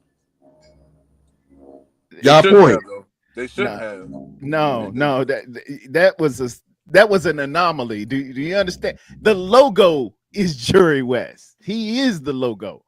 Okay. Hold on. Hold on. So you're gonna tell me if that's the case, remember when Golden State won their was it first one? Yeah. No, first one or second ring. Y'all remember LeBron averaged a triple double in the finals. Right. So if we're gonna sit up here and say that somebody who should deserve it or whatever, or should have won something on a losing team, LeBron easily was the Sure. greatest player. Yeah, he should have won MVP Sure. a couple of them. If I that's the agree. case of how people want to look at it, I Yeah. like agree. that's why I say when they say he's the only one that lost on a losing team, that's because they changed certain things for certain reasons. It's no way you're gonna sit up here and tell me that Andre Iguodala had a better overall series than LeBron James. I agree. I'm not even about to sit up here and argue or debate with nobody and tell me No, that. no, I agree. I agree with you. Is that the one they that the Warriors stole when Kyrie and Kevin Love was out? Yeah, Yeah. A lot of people don't. I yeah, know people don't like when I mention that, but that is true. yeah. He got locked by Iggy and averaged a triple double. Y'all, the man averaged over 30, and he I got agree. locked up. I agree. He should have won MVP. What? Just because you don't win the championship or you're not on the winning team does not discount what you did in that Thank series or you, in that game. thank So I you. I, I hate that. I hate that, bruh. It's no way y'all can tell me that. No way. You But play to win the game. That is true. absolutely, That is true. that is That is very 100% much true. true. But two things can be true. Right. You can't tell somebody, oh well, he was the most dominant player in the thing, bro. This man averaged over 30 points on you. You only averaged 15, He's 16 a, points. I'm not saying he's not a better scorer because he obviously has more scoring accolades than we can ever allow. And speaking of scoring, ladies and gentlemen, Twin, Empire Yeah. in the building. What's good? Twin is Harden better I'm starting debates on than the purpose. logo? I like debating. What's cracking, man? How y'all doing? Can y'all hear me? Yes, Yes, sir. sir. For sure, man. I heard somebody say it's Harden better than D Wade. Yeah. I was going to say Harden is more of a Peyton Manning to me when it comes to like offensively and just what he does in the regular season. He gives me that Peyton Manning feel. You know, he's going to have those accolades, the things that he done, his scoring output, his assists. I think he's a two-time assist league champion. You know what I mean? Like I give him his props in that manner, but as a individual player, who would I want like in the playoffs or to get me over the hill, give me D Wade, you know what I'm saying? But that doesn't take away from what James Harden was able to do throughout his career. I think he's very underrated because of his playoff woes, you know what I'm saying? Yeah. But just as a player, he does do a lot of great things. But D Wade, if I want to win in the biggest games, give me D Wade instead of Peyton Manning. I mean not Peyton Yeah. Manning. Give me D Wade instead of I, James Harden. I get what you're saying on that. Now to combat that, I would always say this: name me a better number two over LeBron James for Dwayne Wade. I mean, he had an aging Shaq, so that first go around, it wasn't like we had back to back MVP Shaquille O'Neal. Shaq was teetering on 400 pounds, logging around. Like, bro, that wasn't the same LA Laker most dominant player we seen before. Like, so we can't just skip and go straight to LeBron James. You know what I'm saying? That goes to the argument how LeBron ain't the quote unquote GOAT. You know what I'm saying? So, um, we got to we got to remember where these guys were at the time that they were joining these teams and how Right, good they were. right. So with Harden, who was his number two? I mean, he had a variety. he had he had Harden. I mean, not Harden. He had Howard. He had Russell Westbrook. He had PG-13. I mean, he had some multiple guys Birmingham. who He got Kawhi now. He didn't even play with Kevin Durant. I mean, he done had some Yeah, players on Kevin his like he Durant, done had some Westbrook. he done had a plethora of guys. You know what I'm saying? That has been on his squad. He done You hit a know, ring. Yeah. so it's not like he was devoid of talent and top tier players on his squad. It's just that in games that they needed him to make a couple shots. I mean, even the game everybody talk about where they missed what 20 some threes in a row. Like even that game itself, they put him on the bench for the whole fourth quarter. He didn't even play. You know what I'm saying? In the closeout game, and as a MVP, top two MVP candidate, you tell me you can't get in on the game where with this game you go to the championship. You see what I'm saying? And you're not Right. even able to be played. Never in life would we say something like that about Dwayne Wade if he was, the leader of the team because they know he could do more than just score. He could find another way to affect the team defensively too, just as much as offensively as well. So that's the part of the cerebral part of the game. Can I get my other players confidence to go out there and go above what their potential is or what you know what I'm saying? Yeah. Yeah. And with that, Yeah. ain't nothing. Hey, I love it. For sure. What your Warriors gonna do tonight? What my Warriors going to do tonight? My Warriors are going to be what they have been. And y'all know I'm a Warrior fan, but just like I keep it real with my 49ers, I keep it real. Listen here, man. I'm gonna keep it a buck. Keep it Steph real. Curry, look, cause see, if I would sit over here and critique Steph Curry, and I'm a Steph Curry fan, that's why I tell folks Brock go get that work too, and Kyle Shanahan go get that work. Steve Kerr coaching in close games is trash. It's been Ooh. like that for the last 3 years. If y'all look at the most clutch games over the last 3 years, the Warriors has been up there, and they have blown leads and lost leads consistently. Same thing with Steph Curry in the fourth quarter. Terrible turnovers in the fourth quarter will cost you a game. If you And watch any type of basketball, they say the number one thing to win a close game is rebounding, controlling the ball, meaning don't turn the ball over, and get good shots. And when you play a motion offense, what you cannot do in the last 4 to 5 minutes is keep running motion offense and not have set plays to go out there and say, "Hey, player, I need you to get on this low block. I need you to get on this half corner and make something happen." But they don't do that well, and Steve Kerr gets lemon booty, and Steph Curry had bad turnovers, and then they end up losing games like they did yesterday. It's been consistent. You know Hey, what I mean? hey, is And is, when is it did you say lemon booty? lemon booty, I was and gonna look, say, watch this. that's a The, Mississippi word. I'm definitely from Mississippi, and the thing about this I is know. this: I, when you I wasn't have look, I wasn't familiar on the colloquialism. and the thing about the Warriors, people always talking, well, they won 4 rings, which they have won, but they were super talented. And when they had the talent, they did win with what they did have. And this is the difference between the 49ers and the god doggone Warriors. At least they can say they won when they had the talent. But when you are devoid of talent, you know what you can't do? You can't have these dumb old turnovers, and you can't have these opportunities that you missed with rebounding and playing small ball. Because now you don't have the offensive power that you once did have, and so now you can't. People then caught up and understand your system better. You know what I mean? So Steve Kerr hasn't adjusted yet to the times that we're living in. You know what I mean? He still don't got a big man. He still don't have the athletic big. He still doesn't have another backup point guard as well.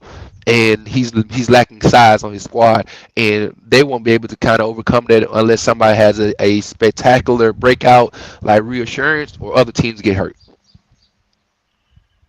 Man, it's spoken, hey, when he and that's mentioned, and that's from a fan. hey, when Twin just mentioned, being stubborn in a certain system in crunch time or last 3 minutes, that is the football equivalent to I'm gonna throw the ball on the 2 yard line instead of giving the ball to Marshawn Lynch. Ooh, ooh, had to bring one up. You know, and to answer Cali question, I'm taking Clyde Drexler over Harden. Glad. I like Clyde. Dream team That's me. and good. Clyde got a ring, don't he? Yep. Yeah. Yes, he does. He got one. Yeah, he do. And Clyde also was the number one, and people don't like to talk about this when it comes to Jordan, but he was the number two guard in the NBA.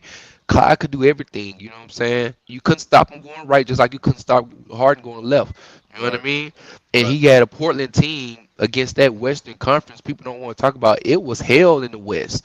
You know what I Oh yeah. mean? And to Oh take yeah. that team to the doggone finals and play against Jordan, that's an accomplishment in itself. You see what I'm saying? And Clyde don't get They the lost. respect as a two guard. they lost to Detroit too. They went. Didn't they go back to back, but Yeah, lost to Chicago and yeah, Detroit. Yeah. yeah. Clyde, man. Clyde was bad back in my day. Five Slam a Jammer. It was him. Akeem Olajuwon back then. He hadn't turned it into Hakeem. But I think it had, was it Sleepy Floyd? Was he on that He team? was on Georgetown. No, Okay. you I'm thinking no, about, you talking about in Portland? no, this is in at Houston, University of Houston. Oh, University of Sleepy Houston. Floyd was at Georgetown. Yeah, Steve Flo was at Georgetown. Who else? Who am I thinking about? It was some. They had a small guy. It won't sleepy. It'll hit me. Let me see. Sleepy Floyd was on that team with Ewing. Yeah. Sleepy Floyd. He was the point guard on that team. He was actually their their scorer for their team. Look up that roster back in the day. So are y'all who y'all got for Michael these games Young. today? That's why I was asking you. You gave me the breakdown of your team, but who do you have beat? What's your what you got as far as score tonight? Oh well, I'm listen here now. I'm gonna tell you my deficiency of my team. I'm still gonna rock my team now. You know what I mean? I Yeah. got you. I got you. I believe, man. I want the Warriors to win. They should win. We have a team that has just fired their head coach. They're kind of in a transition. They're young, but at the same time, they still have dogs. They have size, and they have guys who can catch fire. And I mean, guys who catch fire, it's not the people that we think about. I mean, I know everybody wants to say Ja Morant, but they got some guys over there. I can't pronounce their name because they're from overseas, but they some hoopers, you know. And then you got the Jack Facts. Eatoney guy. You have some of these young guys who have been given the opportunity to grow throughout the time there in Memphis over the last 2 years with Ja being suspended. They've just been cultivating their game and getting time on task. And so you got to be weary because most teams, when they play against the Warriors, it's like every kid's dream. They're like, oh man, this is the time I can get to shine. I've seen this team win championships, and it's like, this is my one shining moment. And so you got to be careful playing against teams like that because we don't often talk about the mental part of playing against your idols or having an opportunity where your idols are going down in the dumpster where you can show your athleticism, your youthfulness, and go out there and do something that can be game changing. So you gotta be weary of a team like Memphis, man. And I I hope we get that dub for real. But we gotta make sure we don't turn the ball over. We gotta rebound at an efficient pace. We gotta get multiple guys involved in that game. You know, we gotta make sure that Ja Morant is controlled to a certain degree. We don't need him shooting his outside shot, getting comfortable where he can go three-level scorer, shooting the three ball, getting in the paint, getting people foul trouble, and so on and so forth. I think if the Warriors have a lead in the first quarter by at least 5 to 7 points, I think there's a stat that says like 7% of teams this year has won games when they have a lead in the first quarter. And if they keep their turnover margin below 15 and at least within like 7 rebounds of Memphis, because Memphis is the number 2 rebounder team in the NBA. So I'm not saying that they could out rebound the team, but at least be close, you know what I'm saying, in proximity. I think we'll be able to pull out that game and be victorious. But if there's a high turnover game by the Warriors and they shooting under like 36% from three and under 48% from the field, that's gonna be a bad game because that means it's a lot of bricks. That mean they're not getting a lot of rebounds. That mean that that athletic young team is coming. They running and gunning. You know what I mean? And that's not going to be a good for a team where a coach doesn't rely on his athletic players like Kerr. He's going to try to stick with the old heads, and that's when it's going to bite him in the butt. And when the Warriors start jacking up threes and they're not hitting them at an efficient level, they will get ran out the gym. So Think about a guy named Lyndon Rose. He was on the team with them. In a row. Point guard. Lyndon Rose. No, Got what the Hawks in the Orlando? Hawks play. Yeah, they play Orlando. Yeah, the one thing about the Hawks, you gotta give Trey Young his credit when it comes to playoff basketball.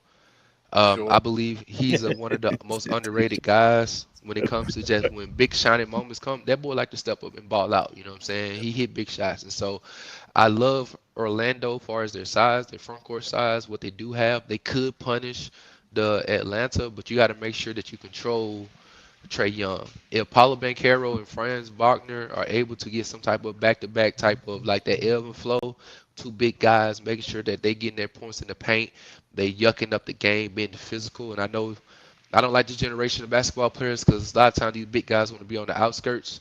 But if you can physically punish a smaller team like, what is it called? Smaller team like Atlanta, who have lost their young athletic guy, Jalen Johnson, that's where you can come out victorious. So um, if They Trey traded Young got it, they huh? trade they traded Hunter to Cleveland. That's been Yep. hurt. Yeah, so they missed two guys. Like you, they I don't think they wasn't expecting Hunter to get hurt, and so they was hoping Jalen can continue to flourish in his role because he was balling. Like he was Yep, really doing a great job. And yep. so when you lose an athletic guy like Hunter who can play the 4-3 and 2 if need be, that messes them up. So if Paulo and Franz can take advantage of that size and punish them, I think Orlando can win. But if Trey Young catch fire though, Trey Yep. can be any team. You know, what I mean, Yep. I've seen him do it too many times at a very young age, and so. Yeah, I know when he was up in New York, he tore up. Was that about a year ago, 2 years ago? he did it twice to New York, and he did the Philly one time. Like and, he'll kill him. and he'll let you know. Yeah, he's sweet, I mean, man. he took them to. Didn't they go to the conference finals a couple years Yeah, he ago? went Yes, to Eastern sir. Conference Finals 2 years ago, 3 years ago. Yep. Yep. He can So Yes, they ball. sir. He can got to ball. get a pedigree to do it. You know what I'm saying? So that should be a good one. I like Orlando just because of their size, but this is truly, win or go home. So I mean, it's anybody can win now. It's all up in the air once you I toss the expect ball. I expect a big game from Paulo. Me too. That's my thing. I expect a huge. I think how we always say, playoffs is where you make your name, Yep. and That's I it. feel like That's what this is legends a do. game where it's like, okay, it's my opportunity, it's my turn, it's my Yep. time. Yep. Let me see if we can go to that next level.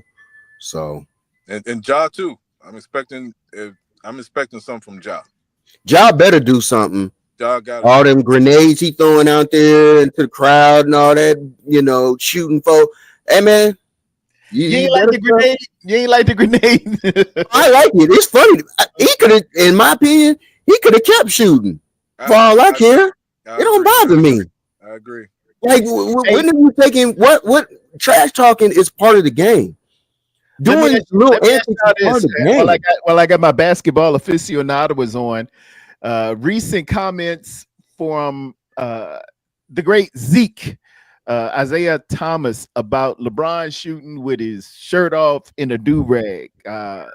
He said this is a professional league. We the NBA. You shouldn't be out here with no shirt on shooting with a do rag on before the game. Man, it's 5 to 6 hours before fans can get in the arena. Okay. You know what I'm saying? So what? Like, because he out there doing that, why are you even tripping on a man doing what he was doing out there when nobody else? The man is always gonna have cameras around on him.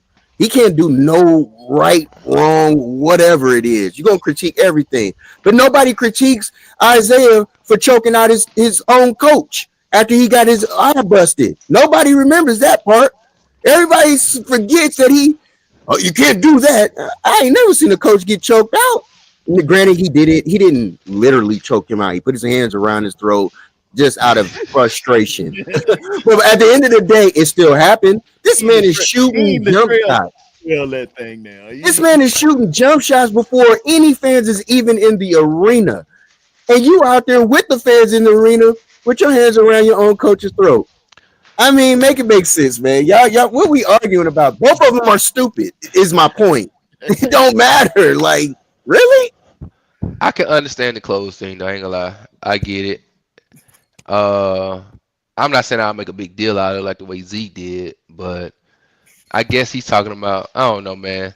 The Cause in their professionalism. professionalism, like I get it. I'm not saying it's a big like, oh my god, like it should be newsworthy. I think they could have swept it underneath the rug and kept it pushing though. You know what I'm saying? Yeah. Um, I but I ain't, mean that ain't no I, big deal.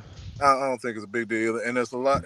This is what it goes back to what Hugh we finished talking about the other day, and stop listening to certain people because they need more context to this. Like Rod said, this was Yeah, hours before the game, and Zeke is reacting to what he's seeing on camera. He don't know that that's old footage before hours before the game. He's thinking that's right now going. So yeah, Right. there's that's what I'm more saying. context. You know what I mean? Do I think? Yeah, Do I think when warm ups come up, or before game when you get the crowd coming in, you have on a shirt and some shorts? Yeah, while you yeah, warming up. Yeah, should the coach go back to wearing suits? Yeah, some things should be back to where it was before. But this is a new day and time, man, and things evolve.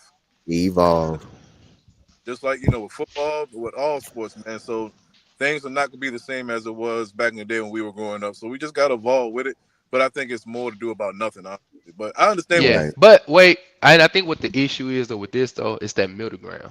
Cause I Yeah, don't know if y'all heard about this. Is like I heard this maybe like a year ago. They say Dwayne Wade used to come to practice, and he'll practice with only his shorts, like his tights on. yeah. I seen players do that.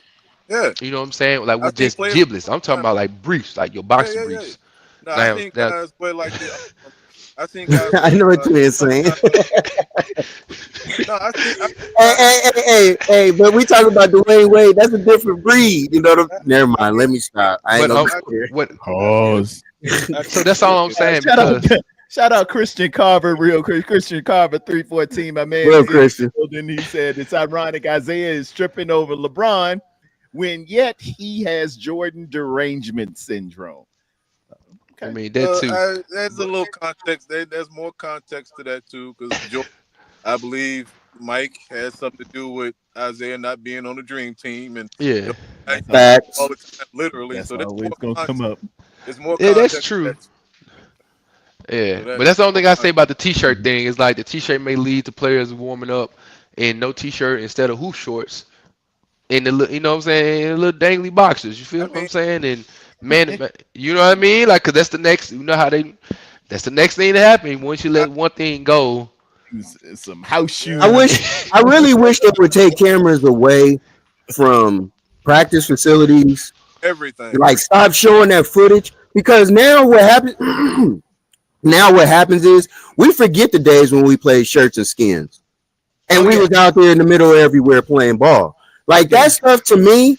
I grew up playing ball, so because a man is shooting without a shirt on, what first of all, like I said, there was no fans in the arena at the time. That's the one thing I try to make clarity behind it. And I'm like, we played shirts and skins when we was younger. Now we can't do that anymore because now they're making a certain amount of money. And I'm like, I'm not about to fuss about something that happened before. Now, if he walks out there during the game and he takes his jersey off, and I mean literal jersey off, and he's out there with no jersey on, and it's just topless with no shirt on. Okay, y'all got me. You won. That's out of control. But I think I think the ladies are referencing your. I think you said something about dangling. Yeah, that's what I'm talking about. Yeah, with pause. with your giblets, you know what I'm saying? Like, hey. I'm just reading the context.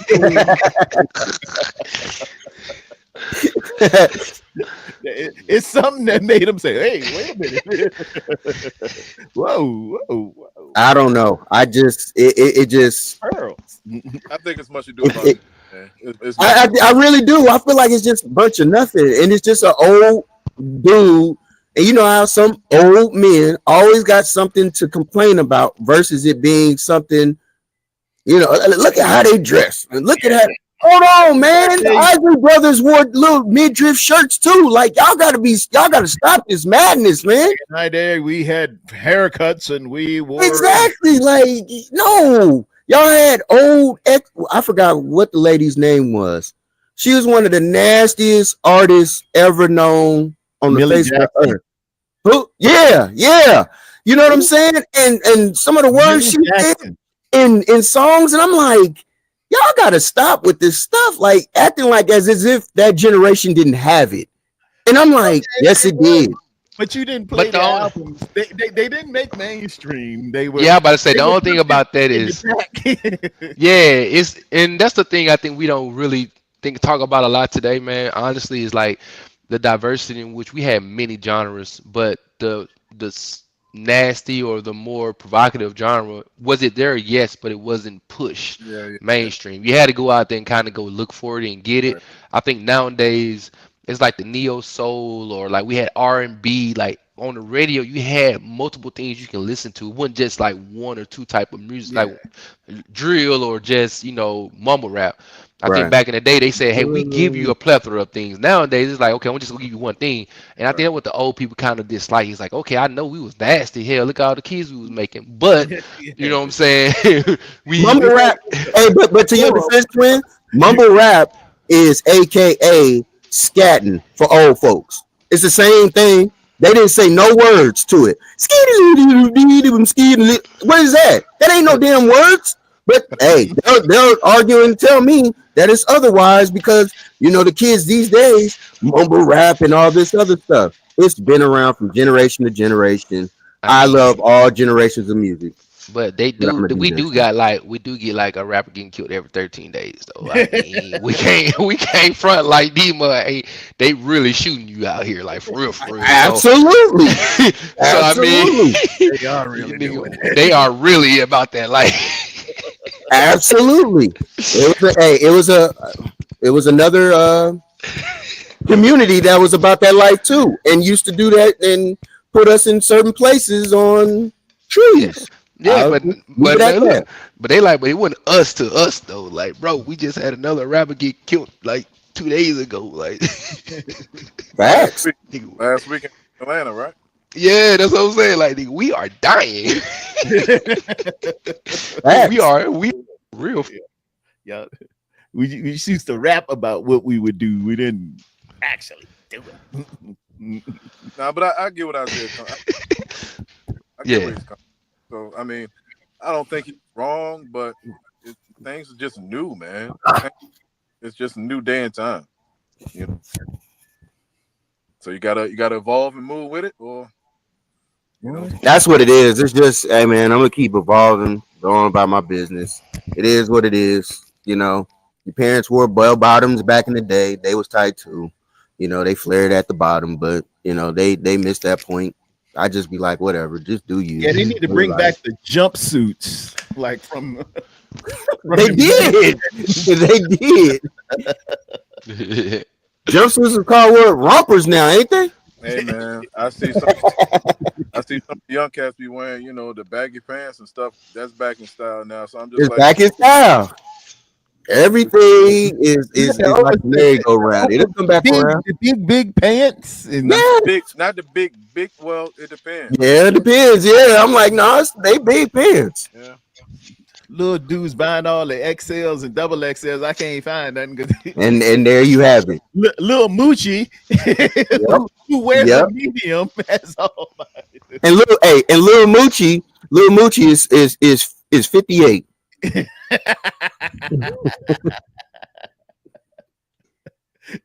hey, if the rap career ain't hit by 50, hey, ain't gonna happen. it's cool. Yep, Yeah. yep. It's just a Let's go hobby. ahead and That's all go it to is. It's computer a hobby. school. It's just a hobby. I just love it. It is what it is, man. Like I look at it for the reason being, we've all had our time. Sure. You know what I mean? And it's like when our time, my opinion, you know, I'll say it this way, like OG will probably say, the greatest time of music was the 70s. I can't argue with that. That you have a nostalgia, okay, there you go. See, you feel like it's the 80s. They I just had a think question on Twitter, and I'm like, and I'm gonna support my argument with right. it. And I would say it's the 90s. You see what I'm saying? So it's like everybody has they preference. But yeah, we had Michael Jackson, Prince, Luther, Anita, even on MTV, man, them boys, Aerosmith, Guns N' Roses, and then the emergence of rap. The Big Daddy Kane, Rakim, LL Cool J, it Hey, all hey, hit in the hold 80s. on. Wait a minute, y'all. I gotta be an a-hole for a second. All Go right. ahead. Don't. So y'all listen. So my dad, I'm tell y'all, my dad, he's 76, right? Yeah, good man. And I was messing with him about 2 months ago, cause my dad, he always played Luther Vandross, and I remember Luther just had this little documentary come out, right? Oh Lord. And I said, Dad, I called him on the phone. I said, Pops, Yes, he was. So I said, Dad, you ain't gonna tell me he was the leader of the sassy the sassy Yes, he coalition, was. and y'all gonna sit here and try to debate that y'all didn't know this man was sweet as sugar. I said, Dad, if this man was the leading tambourine player in everybody church choir, bro, I said, this Hey, dude, hey, I Hey, said, hey, I give you one better, hey, twin. I give you hey, one better, twin. Ask your dad about Teddy Pendergrass. oh no, no, we know he like we know Oh, now. okay. Like I was about to say I knew it then, but y'all know how the generation was like, they when it they comes they, they to debate. Teddy they was like, incredible, well, man. Teddy was a bad dude, they were like, man. well, Luther could sing, so you really didn't talk about what Luther was like off the mic, but they got the videos of Luther If, if, in his mannerisms. I was like, he was a Saucy Santana of the '60s and '70s. Like, bro, y'all can't sit here and deny that. you could I say said, y'all. you could say that about Freddie Jackson too, but I'm gonna tell you Thank what: you.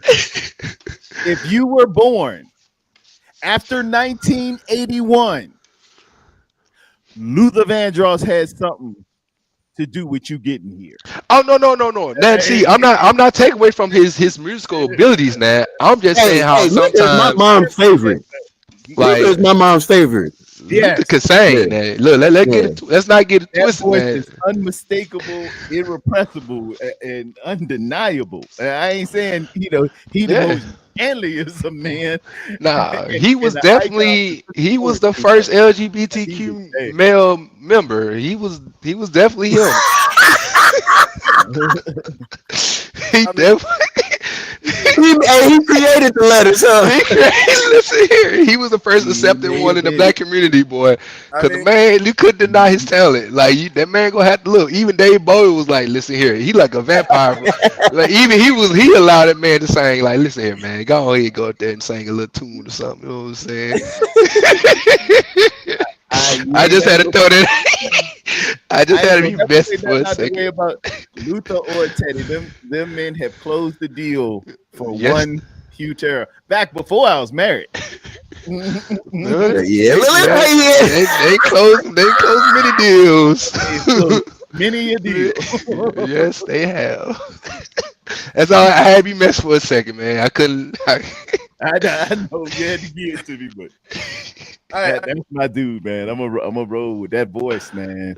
I think I think back in the day we ignored some things that we just accepted the music for what it was. We Yeah, ignored Yeah. it. I mean, as long as you won't blatant and out, you know, yeah, But but that was but your main thing. But but E, you to your got defense, we didn't know a bunch of songs and what they meant. true. Aaron Hall. I mean, Well, now we didn't know Aaron when I was a kid. I didn't know piece of my love was a side chick song. I didn't know that. R. Kelly. Okay. Yeah, like I didn't know half of the stuff oh growing shoot, up. And yeah, then when man. you hear the words, you like, I, I just yo, I was just online. Grace Jones, pull up to my bumper, baby. yeah, Long black limousine. Yeah, yeah. that was, it was code.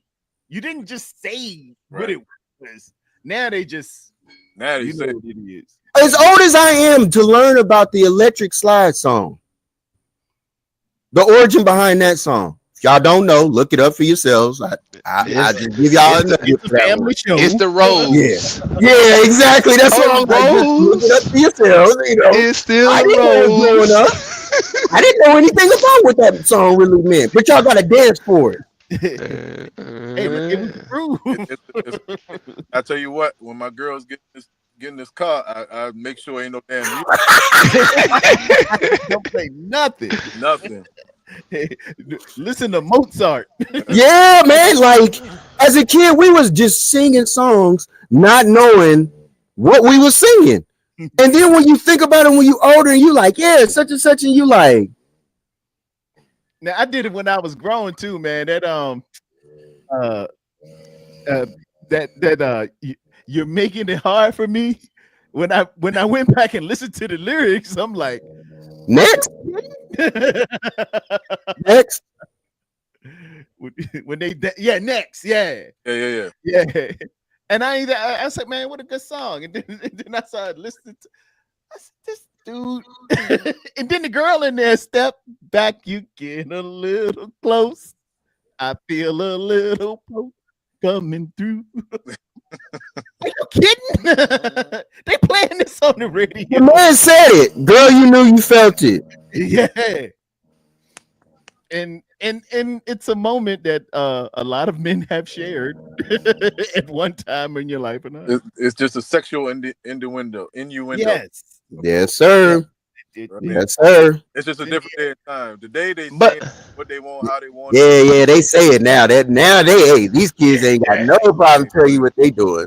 Yeah. but Get even in there, I'll be like, but whoa. what but even then though, you still had variety though. Like True. again, you had the Boys to Men music groups, you had Invo, you had single vocalists, you had group Yeah, vocalists, babyface. you The had deal. like the variety, man. That's one Yeah. thing I do miss. Is like, yeah, you can. We all know we all do different things, and I love. That's why people love the '90s and the '80s because they gave movies or videos. They gave you a collection of like what's your appetite, and we're gonna try to make sure we feed you, and we're going to promote all of it. You know what I mean? It wasn't just one thing, and I think that's what the older generation, even to me, I'll be like, man, I missed videos. I miss how video used to really tell the story. You could see the passion, Oh the yes.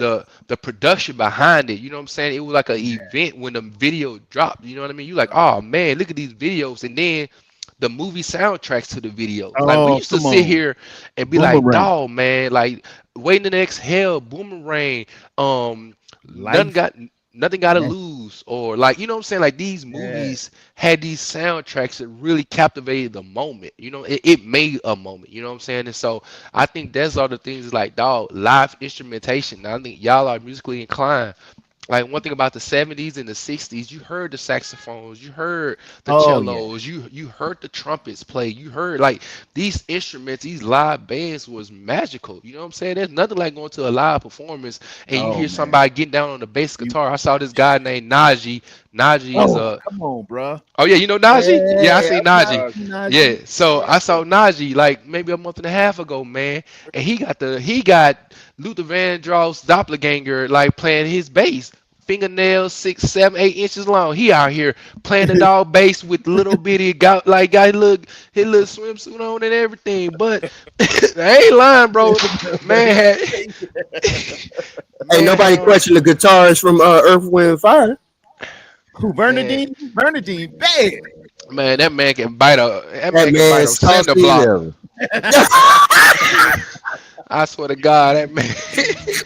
That man got the pressure of a pit bull in his jaws, bro. Like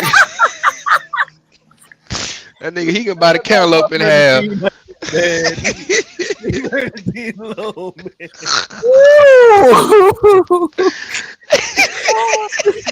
Got the pressure of a pit bull in his jaw. Come on, Bro, man. Leave Bernadine alone. look, he bit the apple and Adam and Eve. He bit it. God damn it.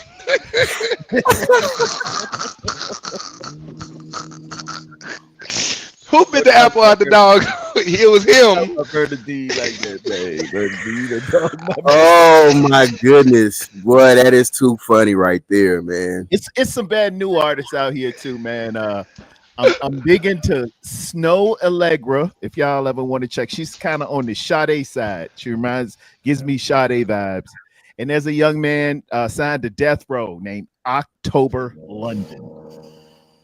This dude, man, I thought I was hearing an old unreleased Marvin Gaye. October London. Everybody do me a favor. Yeah, Go and listen to October London. yeah. I see him in Come. concert. He I was think it's good. like come over to my place. Yeah, Uh, come. Yeah, he got a October good London. concert. Oh, bro. Yeah, he does a good job out there singing. Yeah. but Twin is right. Nothing like going to a live concert. That's Oh, Nothing like it. My one of my first, well, nah, when I was in college, I went to a $5 concert. I'll never forget this. Um, the Roots. I don't know if you've ever been to a Roots concert. They all play the instruments. I know. Yeah, I go to. I've been to. that's the best band right now. I think I've been to probably over 15 Roots. Roots is my favorite group, rap group there is. Because they play the instrument. But it was the Roots. Um, And shout out Black Thought. Black Thought is a lyricist. Yeah.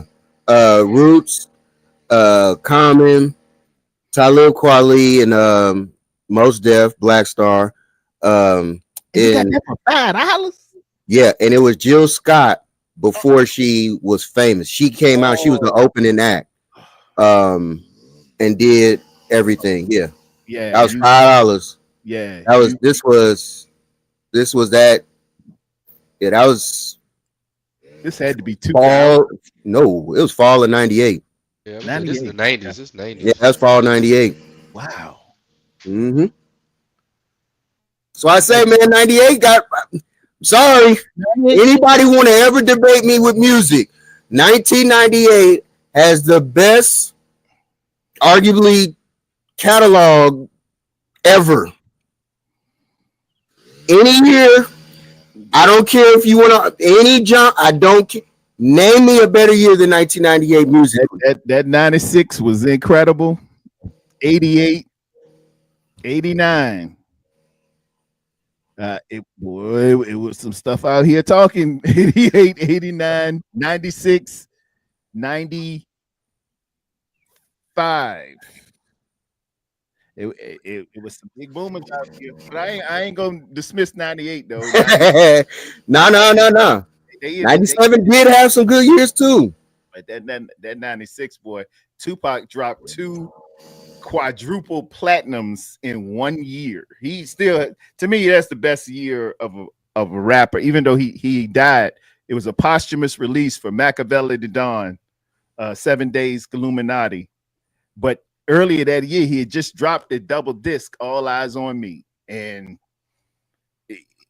we can cancel Christmas just with them two alone. And that's another thing too.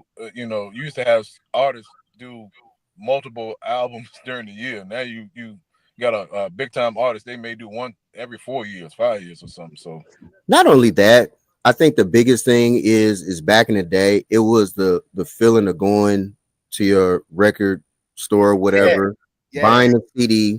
listening to the CD, but you opening up and reading the actual book. Liner notes. Yes, yep. sir. Yeah, and then you look like me. I used to look at who they who they were thanking, and then I also always wanted to know who produced songs. Who Right. produced it? Who Who produced it? was And doing whatever. who was playing what instrument on Right, what? That that right, that means something to me. right. I just like, oh, That these was that was always something. Just to open up that artwork and just be like, and you listening to the CD, man, it was nothing like that back in the day. You know what I mean?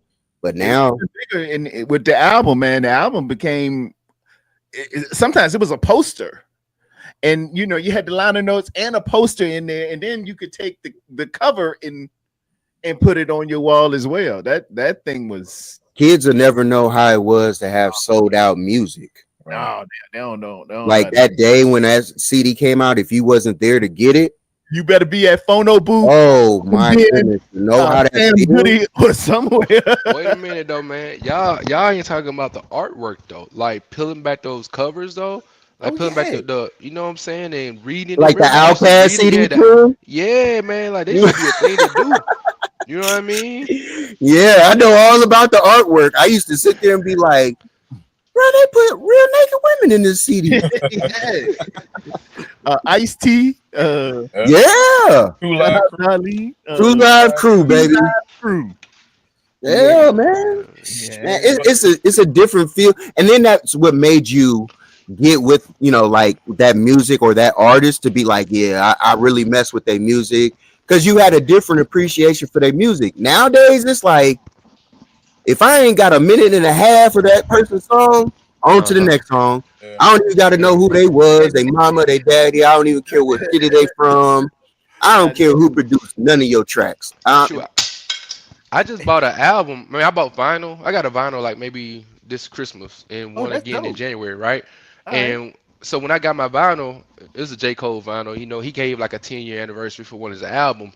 But Yeah, just opening the vinyl, man, the color of the vinyl disc, just the artwork, like I appreciated the thought that went into it because it absolutely. gave me that feel. Like, because when you open it up, you see the different colors. He did a relaunch too as well. So you got like 4 new songs on the vinyl, and then just looking at the vinyl, man, and like to me, that's what I love about music. Like take me on the journey with you. You feel what I'm There you saying? go. There And you and then to go. give the artists who still go out here and paint or who go out here and like do artwork and like you see those things graffiti in your on your vinyl, you know, it makes you want to think. Like I took out my vinyl player like 2 weeks ago on the Saturday when it was raining here, man. Man, I made a charcuterie board, opened the window up, man, had my plants out here dancing. I just sat on the floor, vibed out the vinyl, man. Laid on the floor, man. Just listened to vinyl for about 7 hours straight, bro. It's a And Like, beautiful thing, brother. It's a Oh, beautiful thing. all we right. take you there. Yes, sir. Yes, sir. You can get lost. I And ain't mad. they are artists. The true artists. Yeah. It's yeah, like y'all mentioned about going back to, standing in line at West Tower or Tower Records and all that stuff back in the day. It's nothing for me. I'm a world premiere video person. And when hell, like Yeah. hell yeah. like Yeah, sometimes man. they don't do that. And everything's on Twitter or they put it out late at night while you're sleeping. Like it's like Yeah.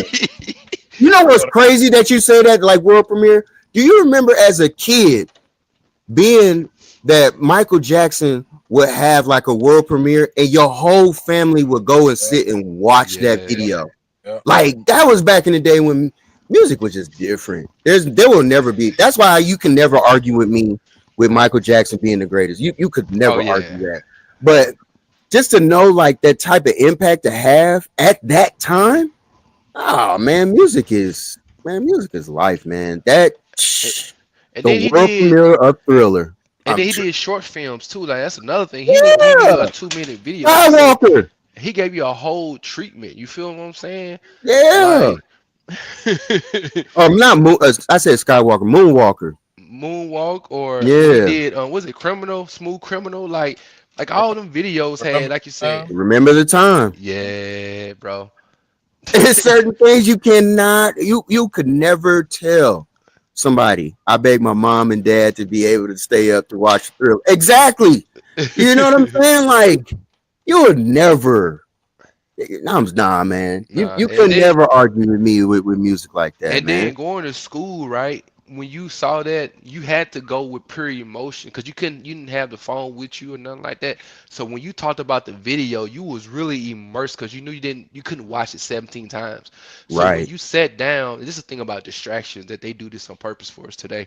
Like they don't allow you to sit with the moment. I don't know about you guys, but I try to tell my kids like, hey, don't move out your moment too fast. Sit with Yeah. it. Like, Yeah. stay in that moment, don't rush to do something, you know what I mean? And because back in those days when we saw those videos, we couldn't there wasn't none of us to distract us to occupy our time immediately afterwards. We sat there and then we really began to like talk about that experience. So when we went to school, everybody was like, do you Yep. remember this part in the video? Yep. You know what I'm saying? And it was Yeah, like man. Yes, sir.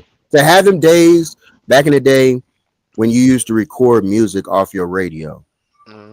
They You used teach to you. stop and start and press the pause button on, whenever the DJ stopped talking or whoever was talking, and then you'll go to that next song because you couldn't get it at that time.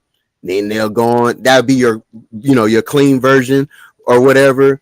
It's so much that goes to back in the day. I even remember when you bought tapes and you might actually buy the tape and we talked about Luther.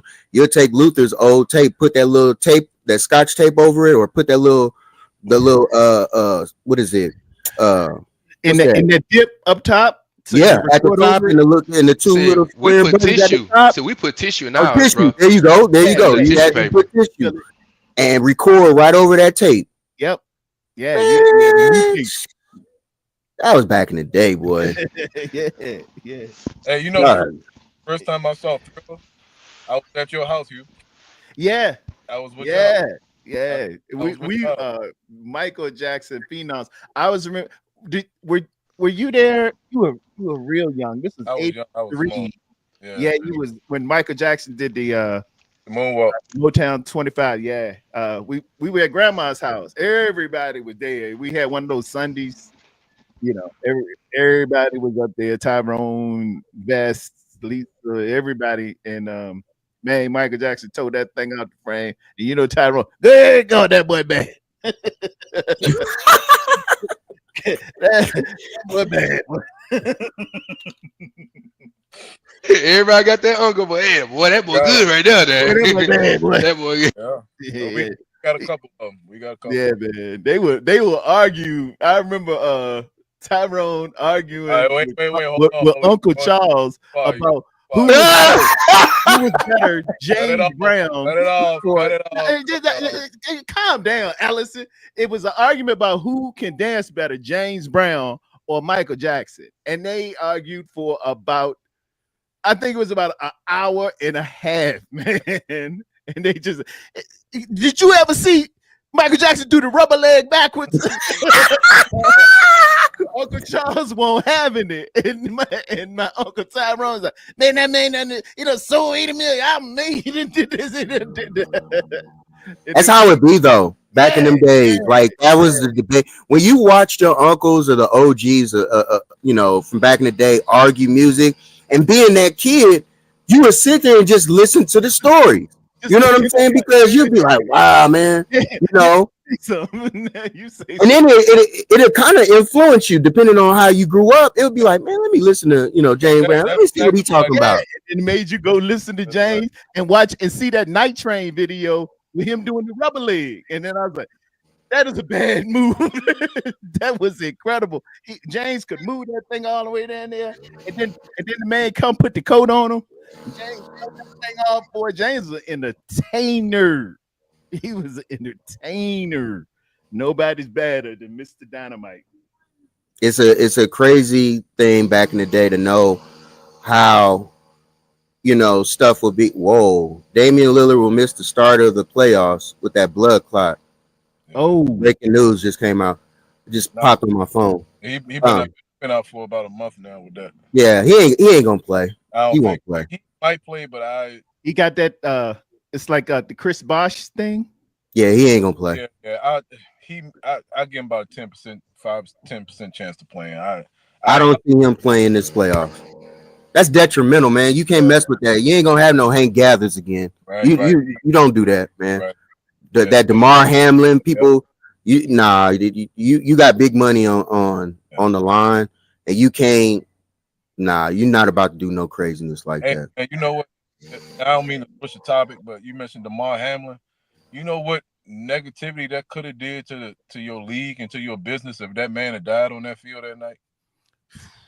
You already got kids not playing the game as it is, but if you had somebody Man, actually die on the field, oh my God. glory to God, man. Yeah, man. But I didn't mean to change up when you said DeMar Hamlin, man. That just that was rough. I was talking to you that night when that happened. I was on I I was was talking. on somebody's show and I just seen everybody down, man. No, I was talking to you and Mousy when we on the phone together. We was on the third call together. No, I think he was on with Marcus. I was on a live with somebody, and I think it was Kels. No, not Kels. Who was it? Aponte, Jason Aponte. I was on with Aponte and them, and we just I was watching the game here as I was on with them, and we was like, "What's going on? Why he down?" Because I ain't see the play. I ain't, and it wasn't like a huge explosion of a hit, Right. but all I could see was that ambulance coming out. I said, "This is serious. Yeah, because It's somebody called. real serious." I forgot who was. I forgot it was you, Uncle Mouse, and they called me, and the first thing they said, "Is he dead?" And I was like, I don't know, because this wasn't no ordinary injury. You know, No. When they come out there with the defibrillator, but it's dead serious. And We had a show that night. We had a show that night, and I remember everybody kind of stopped and they was talking about it then. I remember us being live that night when that happened, and I was like, because I wasn't watching the game, but I remember the situation and everybody talking about it was like, "Yo, man, this ain't right." Something happened. I was just like, right. And then they said they're gonna go on. No, them players weren't in no shape to go no on. shape. Yeah, but once I found that, I remember that it was like, nah, they postponed that game. I was like, what? Once you saw grown men crying, I was like, yeah, this ain't This real. serious. Yeah, This is real now. Like all that, hey, all that goes out the window because you know how hard guys really how much work they put into the game. Yes, sir. And then to know that has happened and come down in that situation, they like, nah, we you can't do this. Right. 'Cause I remember Allen, he was crying, and I was like, oh, now I know it's real. When your quarterback crying, oh, it's real. Yep. It's real. Because if anybody who's supposed to be the most poised on your team, yeah, and the quarterback Josh Allen is crying, oh, it's real. It's real. Yep. Yeah, man. Stephon Diggs was in tears. All them cats was in tears, man. Yeah, man. Yeah, that was scary. Diggs ran to the hospital or something. Yeah, few of them went. If not everybody went to. Yeah, I was just talking about. He ain't changed. He just went. Yeah, but I was just talking about the negative ramifications if that would have happened. You know what I mean? Yeah. Yeah. Sponsorship just out. Yeah. Like we ain't supporting you no more, and like that would have been really detrimental to the. Been a big hit. It would have been a huge hit. Yeah. So Skip Bayless took a lot of heat on it. He said something on Twitter like, should they keep playing or something? But how or something like that. Because it was a big implication game. Yeah, because it was wrong time. Cincinnati were. It was wrong time. Yeah, I felt I understood what he was saying. It wasn't the time. It wasn't the proper time to do it. Yeah. And if you think about considering what was going on, like T.E. said, that was playoff ramifications at that time. So I understood the question. It was just poor times. It was wrong timing. It just don't even talk about it. Ain't nothing but thoughts and prayers right now. Thoughts and prayers. Don't even worry about the game. Let that be secondary right now. You got to wait at least 24 hours before you ask a question like that. Right. Like, let's talk about it out. Okay, the first segment's over with. Okay, do you move on from this? Let me ask this question, y'all. And I'm not trying to be insensitive. And then they could have carried it on from there. Right. But once he said that, it was like, boom. Like, it might have been like, he might have been still on the ground. Right. And he asked that question. It was like, yo, dog, we don't even know what's going on with my man right now. That kind of was the beginning of when him and Shannon was gonna riff out. Correct. Absolutely. Because you remember when Shannon got back on there and he was making his apology statement when he cut him off. And Skip cut him off. He said, "Man, you know what? Just all right. Let's start the show. Yeah. He's checking out. that part this will be long. That part. That in the Tom Brady. Yep. That was it. After that, it was a wrap. It was a wrap. When the man told him to put your glasses back on. Right. I knew right there. I said, okay, all right. Because you got to remember, this man is as big as Shannon Sharp is, because he still worked out still works out and everything. Incredible shit. He's still a football player, and his mindset. That man ain't always. They all ain't wired properly. At that level, this man's a Hall of Famer. That level, he definitely ain't wired the right way. And for you to try him, you just better be glad he's older. I really feel that, because he thought about everything. You better, and you better be glad these cameras right here, right now. That's my whole point. Like you got to look at certain things and just be like, yo, that's something that you got to look at and just say, I don't think I should have said that. That's the ego, though, man. But he's that ego is something else, you know what I mean? Absolutely. And even for Shannon, like you said, that ego was like, hold on, wait a minute, And I think sometimes, like, we don't like it happens, and we know that because it was on such a broad, like, it's everybody's seeing it though. It hit different. I think that what got Shannon was like, bro, maybe say something like that, maybe behind the scenes or something. But you can't do that in front of everybody and say that to me, man. Like, hold on now. You can't. You testing my manhood like that. Right. And Shannon was like, nah, bro. We ain't cool like that now. Right. But. Yeah, man.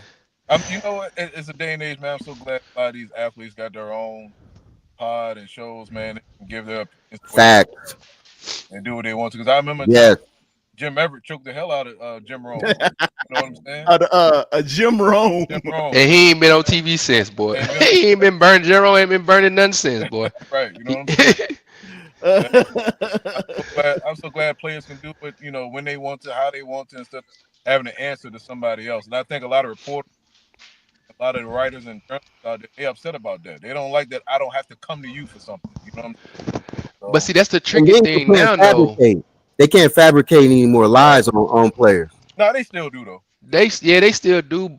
And like my man said, I think we miss out on that part where journalists have taken like now we feel like all journalists are paid. I mean, we know they all are paid by the team, but now we feel like they don't get as much authentic journalism coming from like writers to the That teams What, now. that's hey, a what Like you fact. think you, about you that? everybody feel like they gotta be PC because, Right. and I know we hate certain guys because they may be provocative, but then I don't like homers. I'm like, y'all know this. Y'all know I'll sit here and say I don't like it when they always team friendly and they never say anything controversial. They never ask any questions to the coach that may seem like it may disrupt them a little bit because then they feel like they go get their pass taken away. Because back in the old days, like journalists could be real journalists and they had access to the locker room. Right. I think they developed more of a deeper relationship with players and got more, knowledge and information. Nowadays, it's like, man, everybody gonna be so cookie cutter. Right. Everybody gonna be so kind. Nobody want to lose their positioning. You know what I'm saying? I'm like, come on, man. It's a way you can do stuff. Like me and like you were talking about last week. We have to distinguish who is who and what is what. What is their intention? Are you really trying to find out information to give to everybody out there, the public, or are you just trying to get clicks and likes? You know what I mean? So everybody, some people have an agenda. So we just have to distinguish what is what. You know what I mean? Are you gonna pay Brock or not? What Yeah, y'all doing? Come on, I man. know, Terry, man. no, I ain't talked to you in a long time. What's the hold up now, Doc? I I don't thought know, they man. look. Josh Allen got paid. They gonna pay him or not, man? I What think you they. I don't know, man. Maybe they franchise him. I don't know. I don't know what the deal is. I what you really think, don't. boss man down there? What's your name again, man? Ellis. Ella- Ellis. Yeah. What you think gonna do with Brock? I know you ain't a Niner fan, right? You like Nah. somebody. Oh, Why, he's a why, commander. Yeah, you a Commander fan. Like you getting all our people anyway. So what you think about on the outside looking in? You give up a second round draft pick for Brock Purdy. I, What's your our word? today is your tomorrow. well, I mean, no, I wouldn't give up a second round pick for him. But I think a lot of this stuff is gonna come down to the beginning of the season. I wouldn't be surprised if something like this drag out to the beginning of the year. A lot of deals get done 24, 48 hours before week one, man. So, like Dak last year, didn't Dak get paid? Yeah, it was just before the season Yeah, started. I can see something like that happening, man. I can see it dragging out till the end. I don't think he's going nowhere. I think Brock will be our quarterback, like I said a couple shows ago. He could be the quarterback for y'all for a while. He ain't going nowhere. He tied to Kyle. Kyle tied to him until he decided to move off of him. And, it's going to be that way. I don't see nobody trading for him. He ain't going nowhere. He's going to be the guy.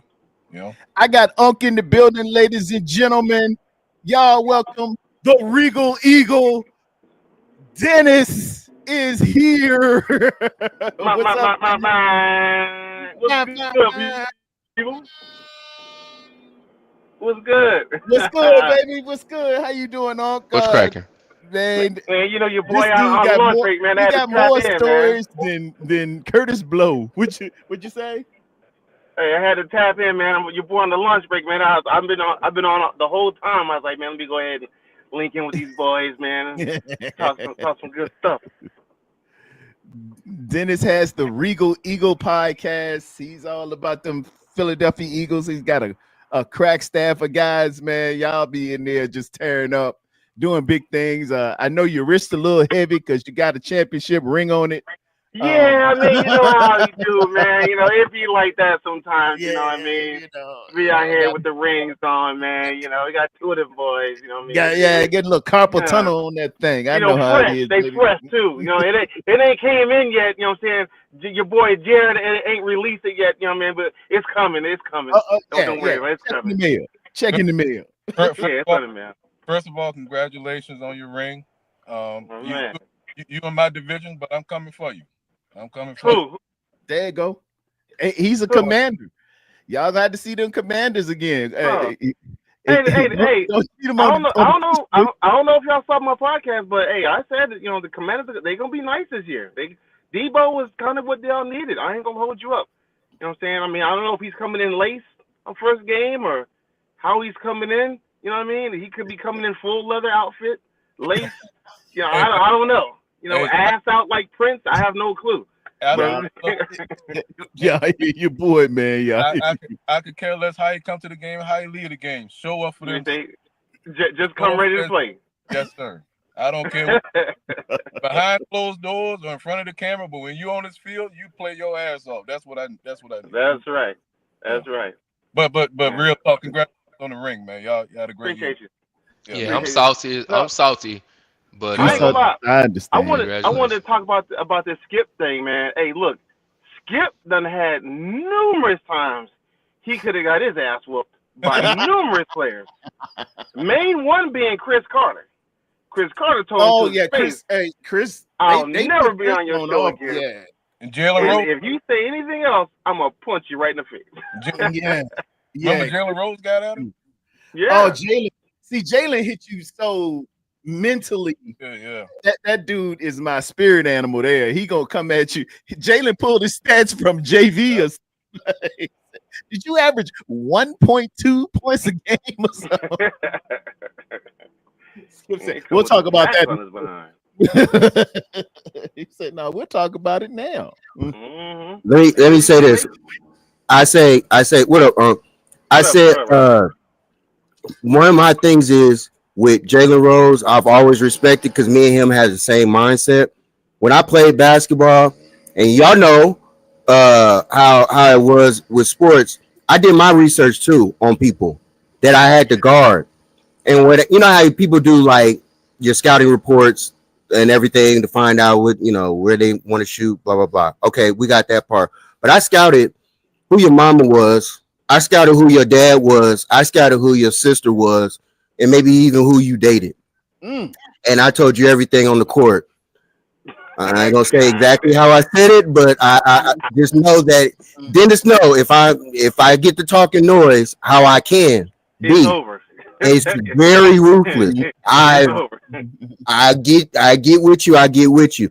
But for me to have that type, and then I heard a story from Jalen years ago. He said the same thing. He used to look people up where they was from, where they live, and who they was dating and everything. So I knew then. I was like, man, that's crazy. Me and Jalen used to do the same thing. Yeah, So yeah, man. yeah. I Jalen, was one of them types. love I that was guy. definitely one of them types. I I knew. wrote about him in my book. He's one of and he does such a wonderful job with the community. Where he's from, man, in that academy and stuff like that, man. His heart just always in the right place, and he's respectful. He knows how to show uh respect, and when you do that, you're respectable. You're a respectable man. When you show respect, it's just gonna be on you. He just I'm just crazy about the cat. Good dude. I think But the reason see, why I like Jalen is because he stood on what he said about Chris Webber, and he never backed down from none of that.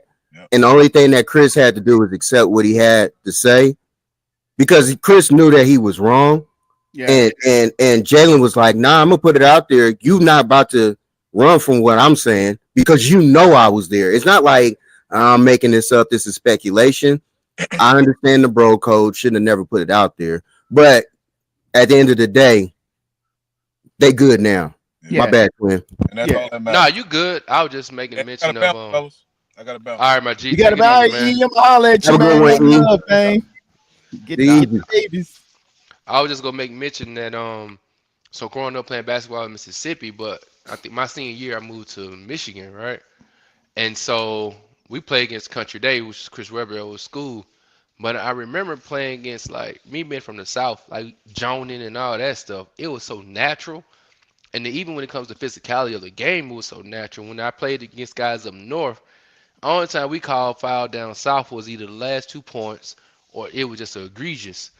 And I used to laugh at how sensitive the guys were because we was taught we playing you full court, we pulling on your shorts, you know what I'm saying? We nudging you in your hip, we elbowing you in your hip.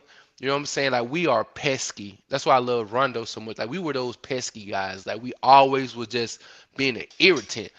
And I how I like grew it. up, we had uniforms down south. But when I moved up north, they had to like everybody had like you had to wear clothes every day, like a new set of and my mama was like, man, we ain't used to this. We used to uniforms. And so the guys would always be fresh and clean.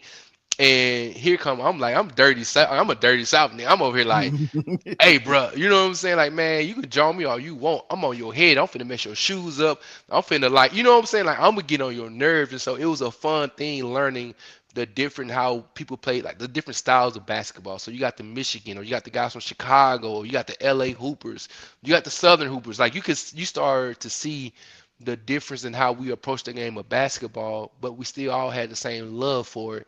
But it took a while for me to adjust to how they played and how I grew up playing. You know what I mean? And but that was the fun experience, you know. So John on.